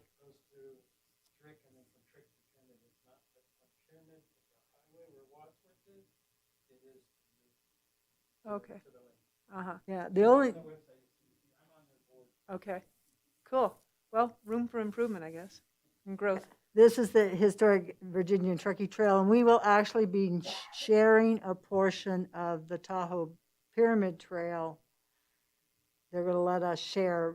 Long story, we couldn't get the old Virginia and Truckee Railroad route from Mount Rose Highway to City Park in Reno, so we're doing a alternate route for that. But yeah, so watch for it. Okay, so if we don't have any other future agenda items, do we have anybody from the public online? We do have one caller on the line. Okay, we will entertain any comments from the public at this time. Caller, when you hear the two beeps, it'll be your turn for public comment. Please state your name for the record. Hi there, can you hear me? Yes. Yeah, hi. Robin Orloff here. I sat through the meeting. Lots of good topics. You guys have all been really busy. Appreciate everything you do. Sorry the public can't comment after each agenda item. It would make it a lot easier for people to understand what we're talking about. I had some concerns. I believe that we have a lot of new members. I'm wondering, I think that you went to view the OHV area, South Prison Hill, that you've got a tour. And my concern, I want to talk about the West Basin, which Greg mentioned is in the process of being construction. I share some of Dave Ventel's concerns about compliance issues with permits for that area. It's highly erosive, as you've discussed. Lots of, the West Basin, just so you know, if you don't, has 7 ephemeral streams on it, which is highly unusual. I don't think they're anywhere else in the city. Some of you have heard me discuss this, but some of the new members might know that. And generally, the U.S. Forest Service is, they never put a rock crawler route up an ephemeral stream, but the whole West Basin, all these washes were designated to be rock crawler routes, which is interesting to me. The U.S. Forest Service won't allow it, and actually Moab, BLM, won't allow it. It's highly prohibited because they're considered natural resources. Your 1306 purpose, your ordinance says the objective of open space is to promote quality of life for citizens through preservation, protection, and quality of the natural environment. And I'm just wondering, we have some natural resource specialists right on our board. We have geologists, hydrologists, soil erosion people. And I'm surprised that no one sees any kind of red flag with this. These washes are 1 to 2 feet in their course. Some of them have vegetation on the bottom and along the sides. So you put a 6-foot wide rock crawler up every single one of them, and you're going to destroy all of them. One of them was taken off the map. Once is enough, either through my intervention or maybe one of the partners that I brought out there. But the other 5 persist. 2 have been pretty much eradicated and decimated, which is fine. They're already gone. Double Waterfall is still intact, 1 to 2 feet wide, with vegetation on the bottom and the sides. And the lower part of Headlight, an open area, was just expanded. So rather than having less of the ephemeral stream in it, it now has more, a third more than it did before. So I'm concerned about that as a resource, something maybe you could consider. Talking about fire, the area has 3 open areas in it where cross-country riding is invited. the fire restriction by Carson City Fire Department. It says no riding off designated roads and trails, but the city is inviting riding off designated roads and trails in those areas. So I have concerns, and I'm wondering how did that happen? And the open area was actually expanded. It had like a third expanded. And there haven't been any monitoring studies. This is a conservation easement, and the OHV area is actually part of it. It's not to be exploited or sacrificed. I thought that we were going to try to develop it in keeping with the rest of our open space conservation easement considerations. And we had an excellent report on Horse Creek. The city is the holder, and Horse Creek Ranch is the owner. Well, in our conservation easement, the city is the owner, and the BLM is supposed to be the holder, and they are supposed to do an annual field study. They haven't done that except 2017 and 18 that I'm aware of. It's actually a federal mandate. So I don't know how many of you have read the conservation easement. Some of the mandates in that we're observing, some were not.